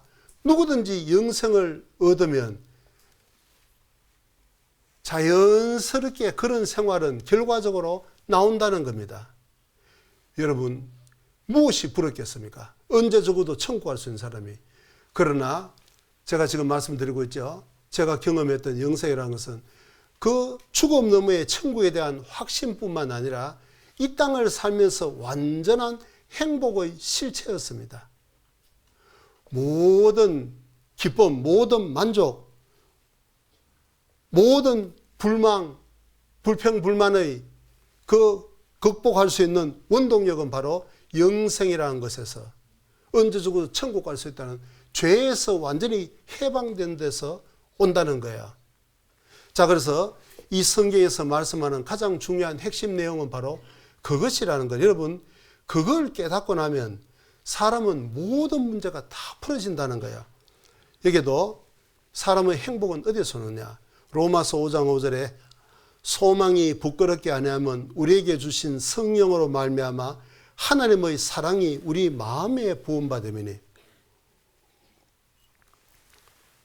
사람의 완전한 만족은 돈이나 권력이나 명예나 쾌락이나 이 세상 인간들 간의 그런 사랑이 아니라 영원한 하나님의 사랑이 우리 마음속에 부어져서 죄에서 완전히 해방이 될 때 언제 죽어도 천국에 갈 수 있다는 확신과 아울러 이 땅을 살면서도 완전한 만족이 온다는 겁니다. 시편 49편 20절에는 존귀에 처하나 깨닫지 못하는 사람은 멸망하는 짐승 같도다. 사람은 바로 하나님처럼 될 수 있는 그 존귀한 영혼을 가지고 이 땅에 온 겁니다. 그건 내일 말씀드리겠습니다. 그런데 문제는 그걸 깨닫지 못하는 사람은, 성경을 통해서 그 영생을 얻지 못한 사람은 멸망하는 짐승 같다. 영원한 형벌이 기다리고 있다는 겁니다. 우리가 볼 때는 평범한 유리 같지만 어떻습니까? 전문가는 압니다. 이게 다이아몬드 원석이었다는 거예요. 이걸 가공하면 상상도 못하는 돈으로 환산이 될 수 있다는 거잖아요. 여러분, 사람의 가치는 바로 하나님 보실 때 하나님의 형상대로 지원받은 영혼이 있기 때문에 상상도 못한 하나님처럼 될 수 있는 그 특권을 가지고 이 세상에 왔다는 겁니다. 자, 그런데 그걸 막아버리는 한 가지 요소가 있다는 거예요. 혹시 들어보셨습니까? 유럽의 백인들이 말이에요. 아프리카 대륙에 처음 들어갔을 때 가만히 가서 모함을 바다 위에 띄워놓고 이제 뭐 큰 항구가 개발이 안 되어 있으니까 자그마한 배를 타고 접근을 했습니다. 토인들이 놀고 있는데 뭐 공기놀이 하듯이 돌멩이를 가지고 놀고 있는데 가만히 보니까 그게 다이아몬드라는 거예요. 어떻게 하면 좋겠습니까? 총을 난사해버리고 뺏어버릴까? 그렇게 무지막지하게 하지 않았습니다. 모르는 척, 관심 전혀 없는 척 돌아섰습니다. 그 다음에 왔을 때는 눈깔 사탕을 초콜릿을 갖고 왔다고요. 그 토인들에게 맛 한번 볼래? 나눠줬습니다. 그 아프리카 흑인들이 난생 처음 초콜릿을 먹어보니까 얼마나 단지 무슨 세상에 이런 것도 다 있구나. 백인들이 오기만 기다렸습니다. 영락 없이 또 나눠줬습니다. 자, 이제 입맛을 길들여 놓고 난 다음에 백인들이 이제 또 오니까 또 몰려들었어요. 백인들 대답이 야, 이제 배에 가봤더니 이제 다 먹고 이게 이제 없다고, 미안하다고, 줄 게 없다고 그랬더니 무슨 소리 하냐고, 우리가 뭐라도 줄 테니까 좀 달라고 김미 초콜릿 그랬습니다. 그랬을 때 백인들이 본심을 드러냈습니다. 너 갖고 있는 그 돌멩이하고 바꾸면 어떨까? 그때 그 돌멩이 그거 무슨 뭐 입에 넣어봐야 무슨 의미가 있겠어요.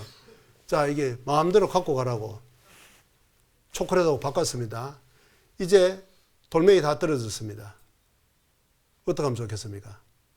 백인들이 몇 개 남았는 거 갖고 왔는데 없어서 안 되겠다 돌아서니까 잠깐만 저 언덕을 넘어가면 거기 이런 게 무진장 나오는 것이 있는데 한번 가보자고 가봤더니 그야말로 다이아몬드 노천 탄광을 안내를 한 거죠. 눈깔 사탕 몇 개 주고 다이아몬드를 싹 쓸어가 버렸습니다. 여러분 싫어합니다. 지금 그 말을 듣고 뭘 생각하고 계세요? 다이아몬드의 가치를 모르면 그까지 눈깔 사탕 몇 번 때문에 그 엄청난 그 하나만 있으면 그 배를 가득 채운 그 사탕을 살 수 있을 텐데 그 가치를 모르니까 완전히 그냥 그 값비싼 보석을 다 갖다 날려버렸다는 겁니다. 무슨 이야기냐? 여러분 인생도 하나님 보실 때는 영생이라는 것을 얻기 위해서 하나님이 여러분들을 창조하셨고 그 영생이라는 것을 얻었을 때는 죽음 너머의 영원한 천국뿐만 아니라 이 땅을 살아가면서도 완전한 행복, 완전한 만족, 그 어떤 물질로서도 권력으로서도 명예로서도 세상 어떤 쾌락으로서도 사람은 절대로 얻을 수 없는 그 완전한 행복이라는 것이 있는데 그걸 모르면 어떻습니까? 항상 눈에 보이는 육신적인, 현실적인 이 문제만 골몰을 하고 여러분 생각해 보세요. 보이스 피싱을 하고 사기를 치고 이런 사람들 어떻습니까? 여러분 죽음으로서 모든 것이 끝나버린다면 그 사람들의 그런 가치관이 틀렸다고 이야기할 수 있겠습니까? 죽음으로 모든 것이 다 끝나버린다면 수단 방법 가리지 않고 살아가는 그 사람들의 삶이 그건 완전히 잘못된 인간 이하의 짓이다. 그렇게 손가락질 할 수 있겠냐고. 조금 고상하게 돈을 벌든 좀 그런 식으로 악랄하게 벌든 죽음으로 다 끝난다면 뭐 맞고 안 맞고 기준 자체가 없는 거지 않습니까? 자, 그러나 여러분 정말 이 성경이 사실이라면 성경은 명확한 기준을 제시하고 있다는 겁니다. 자, 그리고 제가 말씀드렸던 그 진정한 만족과 행복이라는 것이 종교인의 가공의 이야기가 아니고 실제로 우리 각 사람 모두 다 경험할 수 있는 분명한 사실이라는 겁니다. 여기에 시장에서 3,000원 주고 샀는데 어떤 사람이 지나가다가 아마 뭐 개밥그릇으로 사용하는 것을 샀을지 모르죠.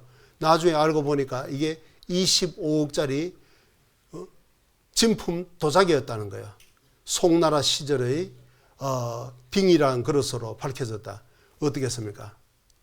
이게 25억짜리가 되는 진품이라는 것을 가치를 알았더라면 달랑 3천원 받고 팔았겠냐고. 아마 땅을 치고 후회를 했겠죠. 자, 그것처럼 우리도 하나님을 모르는 인생, 성경을 알지 못하는 인생은 인생을 그런 식으로 완전히 허비할 수가 있다는 겁니다. 아무런 의미 없이 가치 없이 멸망으로 이뤄질 수 있다는 겁니다. 자, 그래서 이제 또 중요한 부분을 좀 더 배워봅니다.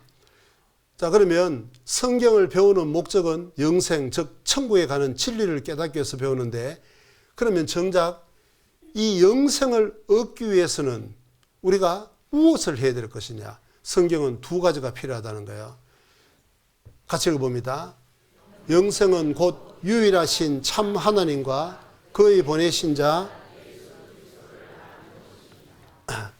자, 영생, 영원한 천국에 가기 위해서는 두 가지를 알아야 되는데, 하나는 유일하신 참 하나님. 성경을 배우는 목적은 영생, 영원한 천국에 가는 진리를 깨닫기 위해서이고, 요걸 얻기 위해서는 반드시 유일하신 참 하나님, 하나님이 살아계시다는 것이 확실히 믿어져야 된다는 거야. 그리고 그의 보내신 자 예수 그리스도를 아는 것이니다. 이거는 결론적인 것이고 마지막 부분이고, 이게 기초입니다.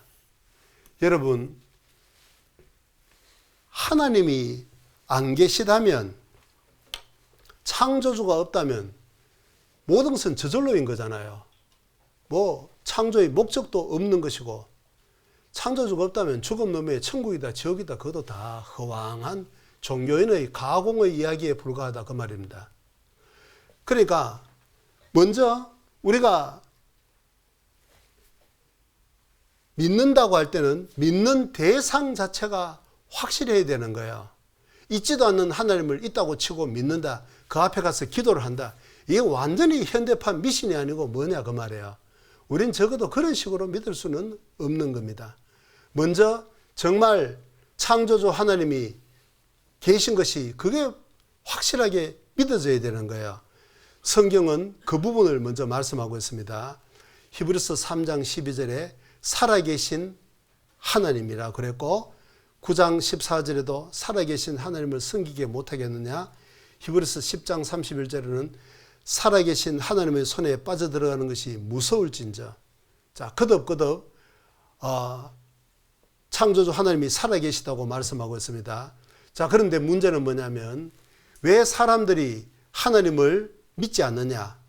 그 첫 번째 이유는 바로 여기 있습니다.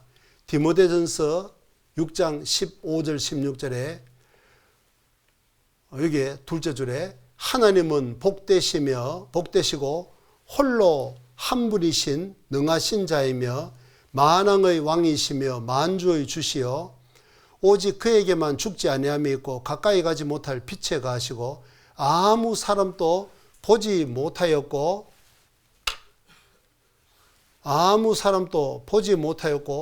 볼 수 없는 자라는 거예요. 우선 하나님은 눈에 보이지 않는다는 겁니다. 공기가 당장 눈에 보이지 않는 것처럼, 자, 그러니까 사람들이 하나님을 못 믿는 가장 큰 첫 번째 이유는 바로 보이지 않기 때문이라는 거예요. 그러나 보이지 않기 때문에 없다 그렇게 이야기하는 것은 어리석은 이야기인 거잖아요.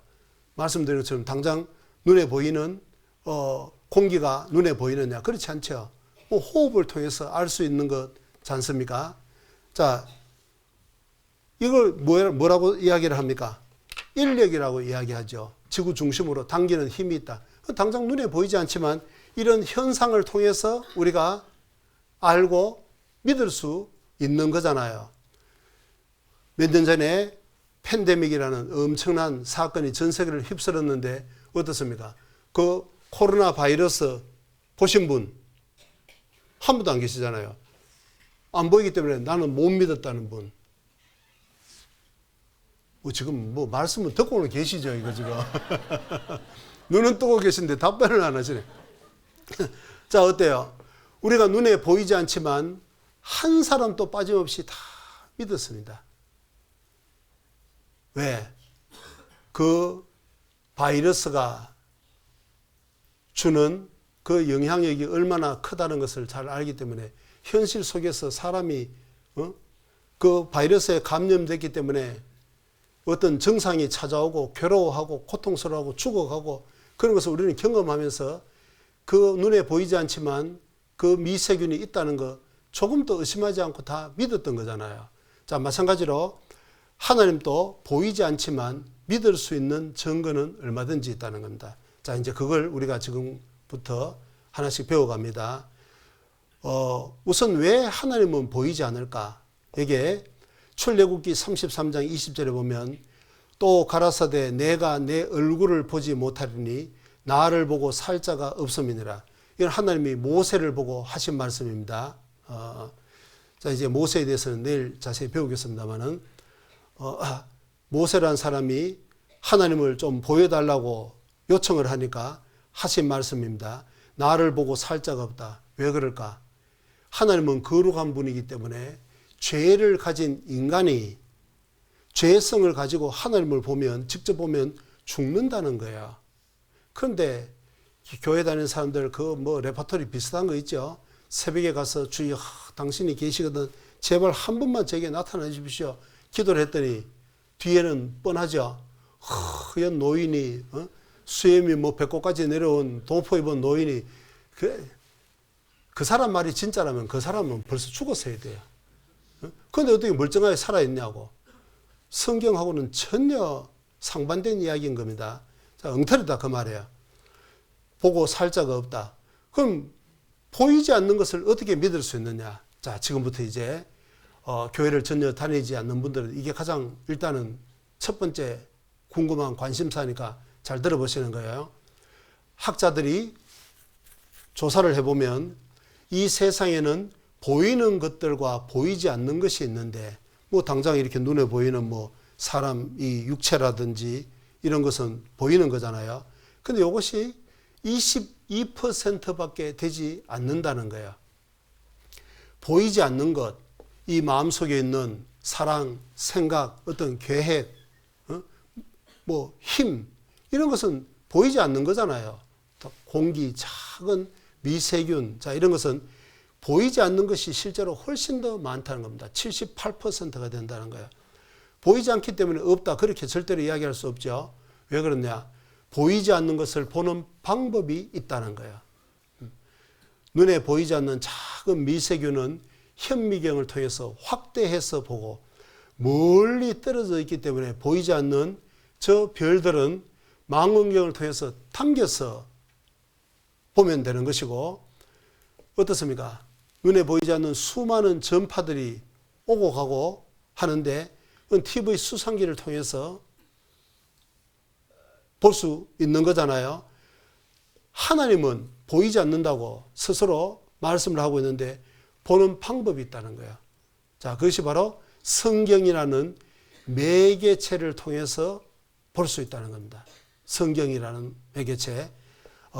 그러면 어떤 분들, 그러면 옛날에 우리 조상들은 성경이라는 것을 전혀 배우지 못한 사람들은 그러면 뭐 절대로 하나님을 믿을 수 없단 말이냐. 그것도 아니라는 거야. 자, 이게 성경을 보는 하나님을 보는 두 가지 방법이 있는데 갈릴레오라는 사람이 이야기한 것처럼 하나는 성경이고 하나는 하나님이 만드신 피조물이라 만물이라는 겁니다. 하나님은 창조주이기 때문에 하나님이 창조하신 그 창조물 즉 피조물을 통해서 하나님의 존재, 하나님의 능력, 신성 그걸 알 수 있다는 겁니다. 이게 로마서 1장 20절입니다. 창세로부터 거의 보이지 아니하는 것들 곧 그의 영원하신 능력과 신성이 그 만드신 만물에 분명히 보여 알게 되나니 그러므로 저희가 핑계치 못할지니라. 창세로부터 세상이 창조될 때부터 거의 하나님의 보이지 않는 것들 하나님 자체가 보이지 않고 또 하나님의 능력과 신성 자, 이런 것이 우선 당장 보이지 않지만 그 만드신 만물에 분명히 보여 알게 된다는 거예요. 만드신 만물에. 예를 들면 저는 이 컴퓨터를 만든 사람을 만나보지 못했습니다. 그러나 어떻습니까? 제가 그 사람이 만든 이 컴퓨터라는 이 물건을 통해서 몇 가지를 유추할 수 있습니다. 뭐겠어요? 이 컴퓨터를 만든 사람이 있다는 것. 어떻습니까? 이거 무슨 말인지 알아듣고 계시죠, 지금? 만든 사람이 없는데, 만든 공장이 없는데 이런 물건이 제품이 나왔겠냐고.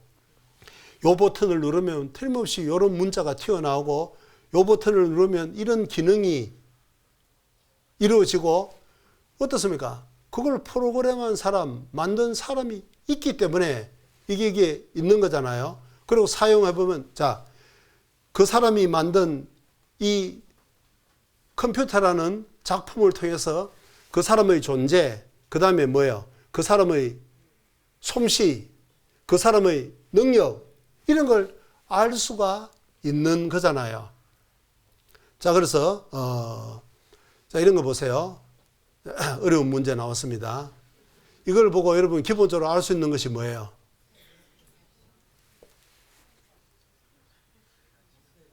뭐예요? 어떻게 되는 거예요? 새가 지나갔다.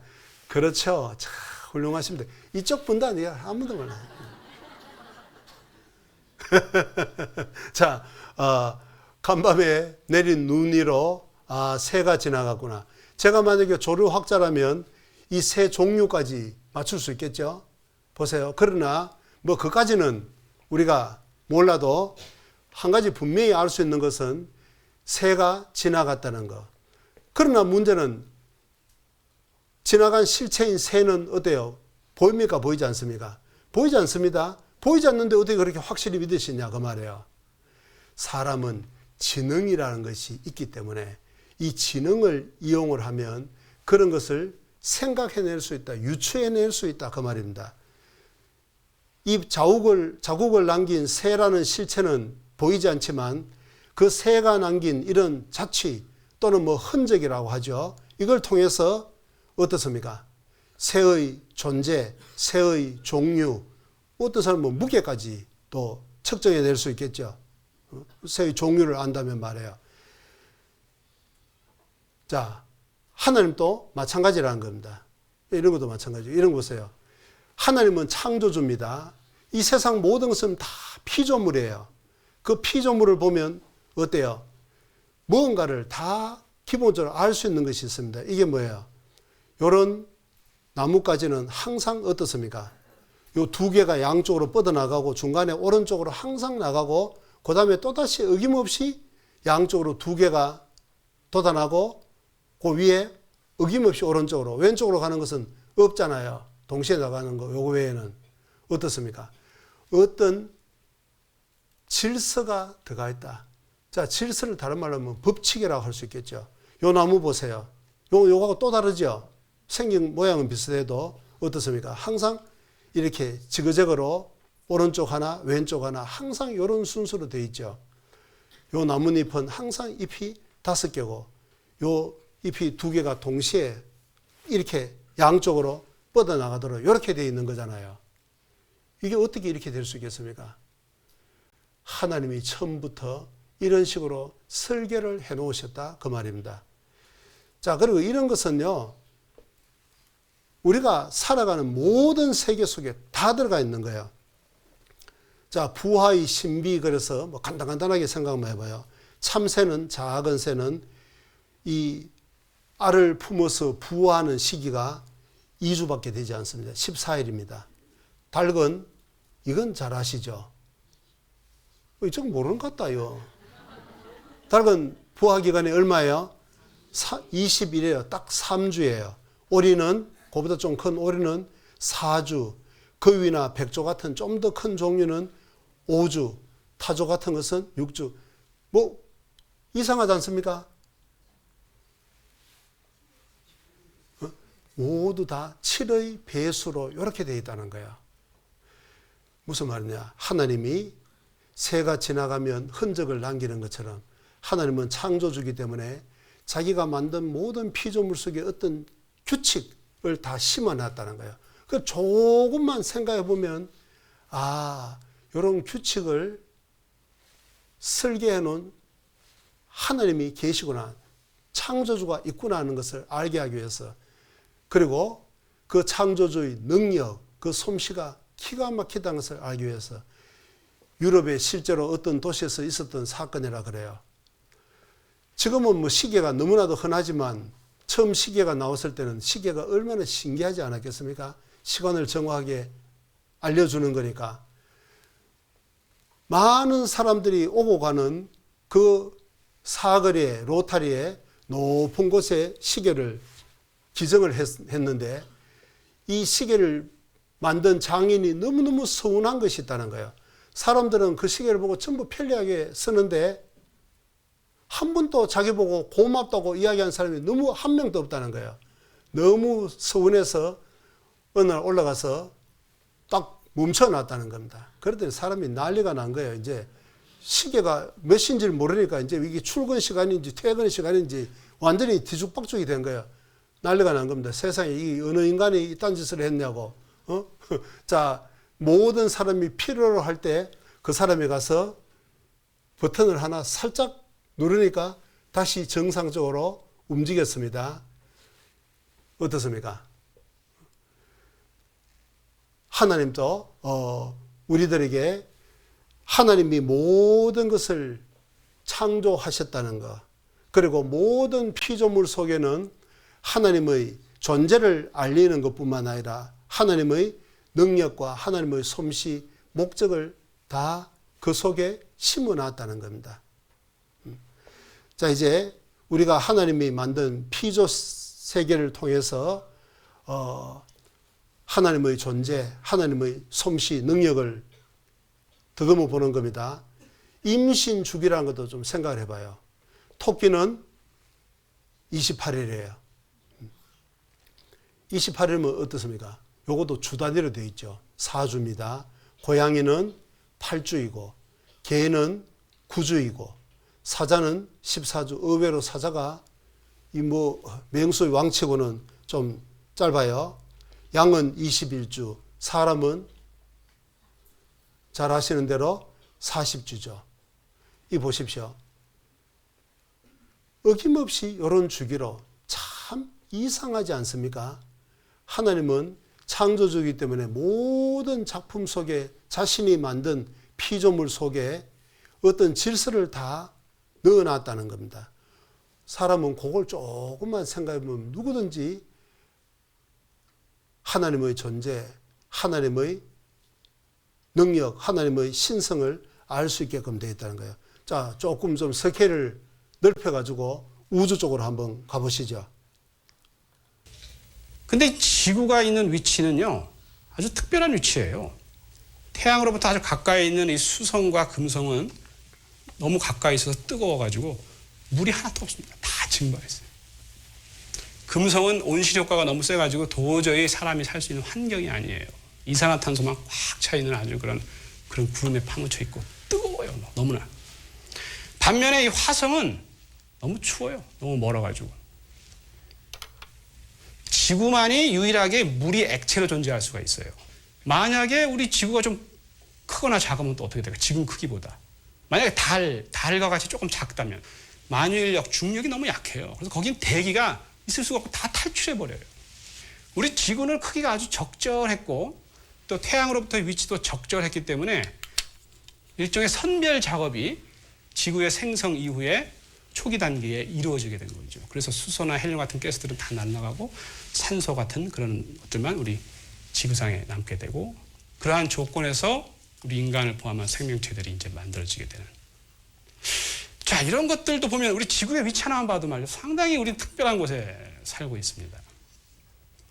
그래서 이 우주론적인 그런 아까 무지의 밀도가 너무 크거나 작거나 혹은 우리가 알고 있는 물리법칙이나 과학법칙이 조금만 달라도 별들이 만들어지지 않거나 아니면 우주가 너무 일찍 종말을 맞이하거나 해서 우리 인간이 결국 탄생할 수 없게 되는, 출현할 수 없게 되는. 어떻게 생각하면 우리 우주는 아주 미세한 그런 조정이 돼 있어요.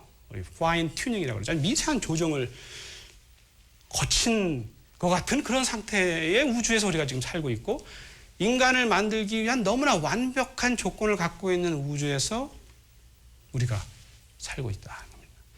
이것이 우연히 발생되려면은, 이 모든 것이 우연히 발생될 확률은 너무너무 낮아가지고, 혹자는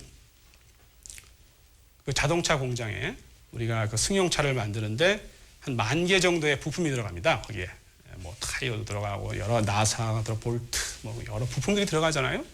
그 10,000개의 부품들이 각각 이제 쫙 있었어요. 뭐 차체도 있고 여러 가지. 태풍이 그 자동차 공장에 휩쓰고 지나갔습니다. 강력한 태풍이. 그래서 그 10,000개 부품들이 하늘로 올라가서 탁 떨어졌는데 자동차가 탁 돼서 나오는 거예요. 그런 확률보다도 작다는 거예요. 우리 우주가 이게 우연히 이런 모든 조건을 착착착착착 만족시켜가지고 결국은 150억 년이 지난 다음에 우리 인간이 지구상에 출현되기까지 이 모든 조건이 우연히 발생할 확률을 계산해 보면 여러 가지 물리 상수들, 법칙, 지구와 태양과의 그 교묘한 그 미세한 조정과 같은 그런 것들, 이런 것들이 우연히 발생해서 거기서 그 다음에 저는 지금 천문학자, 천체 물리학자이기 때문에 뭐 이런 것만 말씀드렸지만 말이죠. 지구상에서 또 생명 현상에 대한 거 오묘하게 또 그것도 일종의 풀잎 하나에도 우주가 있다라고 어떤 시인이 말했어요. 거기까지 생각하면 진짜 확률이 너무너무 낮겠죠, 전부 다. 어쩌면은 우리 우주는 이 우리 인간을 위해서 혹시 디자인된 것이 아닌가. 이것이 우연이 아니라면, 우연이 될 확률이 그렇게 적다면 뭔가 태초에 특별한 계획이 있어가지고 모든 것들이 진행이 되지 않았겠느냐. 그렇다면 누가? 이런 질문이 나오게 돼요. 과연 신은 존재할 수밖에 없었는가? 그렇지 않다면 이 모든 것이 우연인가? 만약에 그것이 그런 대계획이다, 그랜드 디자인이다, 그렇다면 그것이 갖고 있는 의미는 무엇이고 목적하는 것은 무엇일까? 자, 보세요. 이런 학자들은 자기 분야에서 깊이 연구를 하고 생각을 해보면 전부 다 어떤 법칙, 즉 질서가 있다는 거예요. 거기서 하나님의 존재, 하나님의 능력, 하나님의 솜씨 알 수가 있다는 겁니다. 어느 분야든 상관이 없다는 거예요. 자, 이게 혹시 좀 읽어주실 분? 제가 읽어볼게요. 아디마 버전 후눈티오 버전 뽀로메설 선거 후눈티오 은희 버전 뽀로메설 후눈티오. 무슨 방언 터정마이다. 두려워하는 것 같아요. 자, 그만하겠습니다. 이게 뭐냐면 네팔 성경이라는 거예요. 요한복음 1장 1절을 제가 읽었습니다. 해석할 필요는 없겠죠. 이 보세요. 처음 이렇게 이런 문자를 보는 사람은 저게 저게 뭐 빨랫줄에 말이에요. 빨래 집게로 양말도 찝고 뭐 네이도 집어놓은 것처럼 그렇게 보이는데 저걸 어떻게 저렇게 읽고 또 뭐 해석까지 하냐.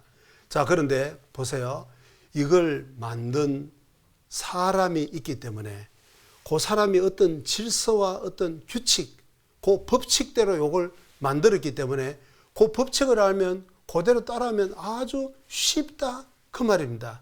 그런데 어떤 사람이 이야기한 것처럼 길에 막 진흙탕에 개가 지나가고 소가 지나가고 고양이가 지나갔는데 그걸 보고 무슨 뭐 읽어낼 수 있겠습니까? 그 읽을 수 있다면 미친 사람입니다. 무슨 말인지 알아들었어요? 그는 아무런 질서와 규칙이라는 것이 없기 때문에 아무리 들여다봐도 뭐 아는 것은 아무것도 없다 그 말입니다. 무슨 말이냐? 보세요. 우리가 지능을 써서 뭘 이해를 할 수 있는 것은 반드시 지능에서 나온다 그 말입니다. 지능의 산물이다 그 말이에요. 자, 아까 그 학자는 자기가 연구하는 그 분야에서 지능을 써서 깊이 생각하다 보니까 이건 정말 어떻게 이렇게 조건이 하나라도 안 맞으면 이루어질 수 없는데 이게 어떻게 이루어지는 것일까? 보세요. 지능을 써가지고 이해한다는 것은 어떤 지능에서 나왔기 때문에 이해가 된다 그 말입니다. 이런 전혀 의미가 없는 것 같은 이런 문자들도 어떤 지능에서 나왔기 때문에 이걸 한 몇 년만 배우면 쉽게 읽고 의미까지 다 풀어낼 수 있는 겁니다. 지능으로 이해할 수 있는 것은 지능의 산물이다 그 말이에요. 사람들은 피조 세계를 통해서 하나님의 존재, 하나님의 능력, 하나님의 솜씨 이런 것을 얼마든지 알 수가 있다는 거예요. 근데 창조주가 없다면 완전히 그야말로 중구난방이고 주먹구구고 알 수 있는 것은 아무것도 없다 그 말이에요. 그런데 이 세상 모든 것은 어떻습니까? 다 법칙으로 되어 있잖아요. 지구는 사람이 살기에 가장 안성맞춤의 집인데 말이 쉬워서 이게 생명체가 사는 것이지 사람이라는 생명체가 살기 위해서는 20만 가지의 조건이 동시에 아주 정교하게 딱 들어맞아야 된다는 거예요. 아까 자동차 하나 만드는데 부품이 한 10,000개 정도라 그러는데 비행기는 한 100만 개 정도가 된대요. 그 하나라도 작은 나사 하나라도 잘못되면 우주선이 폭파하는 거 보셨죠? 그 질서가 깨져버리면 완전히 다 존재할 수 없는 파괴가 돼버린 거예요.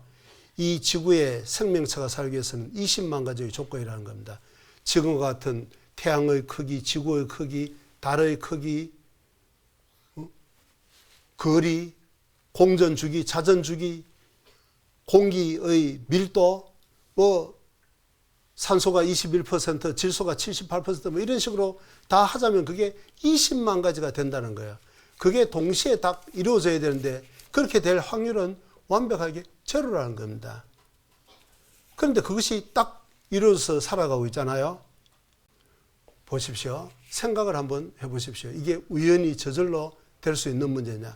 자, 이제 그래서 하나님이 만드신 피조물을 통해서도 알 수 있고 무엇보다도 가장 확실한 방법은 뭐죠? 성경을 통해서라는 거예요. 성경을 오늘은 간단하게 한 2가지 정도만 소개해 드리겠습니다.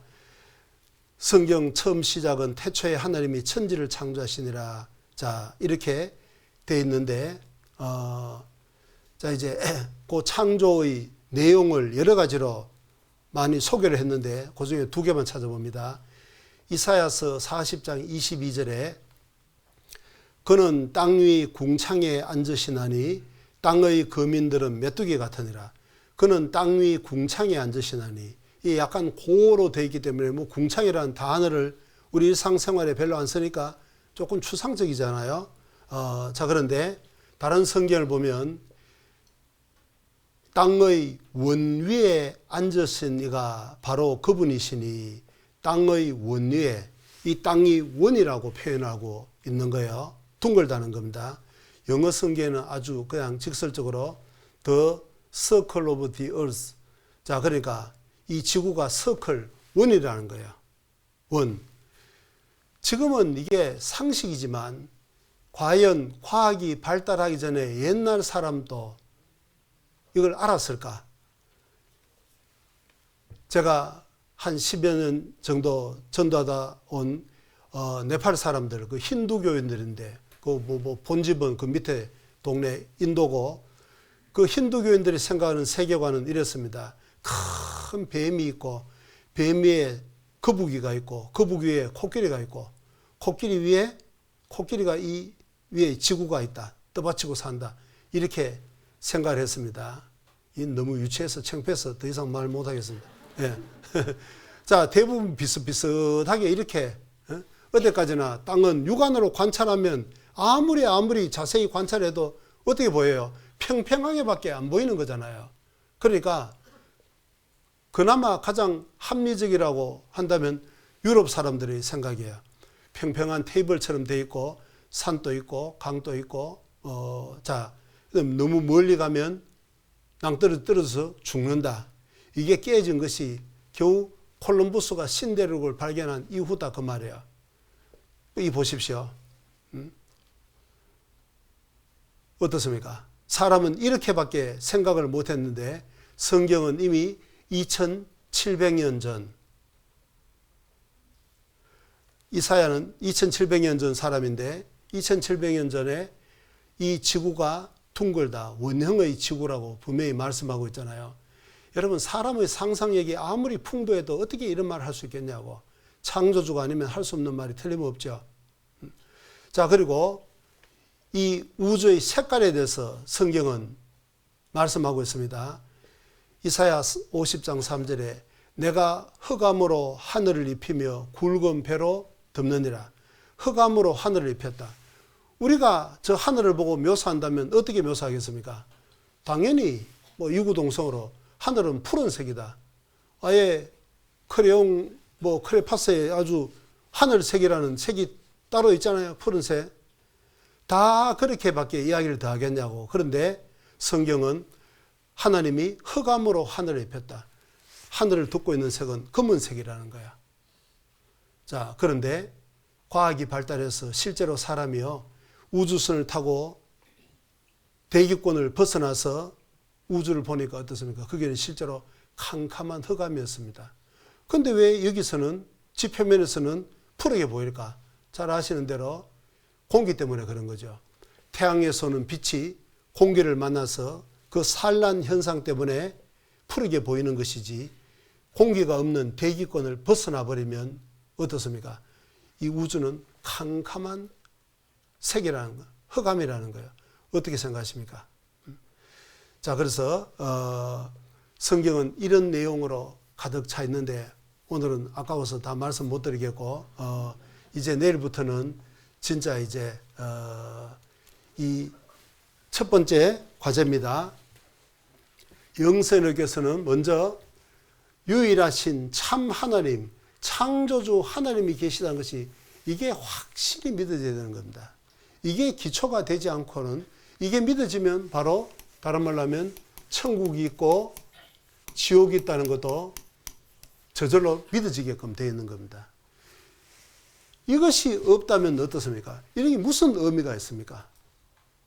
자, 그래서 성경을 푸는 가장 기초적인 첫 번째 열쇠는 바로 눈에 보이지 않는 창조주 하나님이 계시다는 것이 확실히 믿어져야 되는 겁니다. 제가 꼭 부탁드리고 싶은 것은 들으신 말씀을 꼭 좀 깊이 생각을 하시고 오시기를 부탁을 드립니다.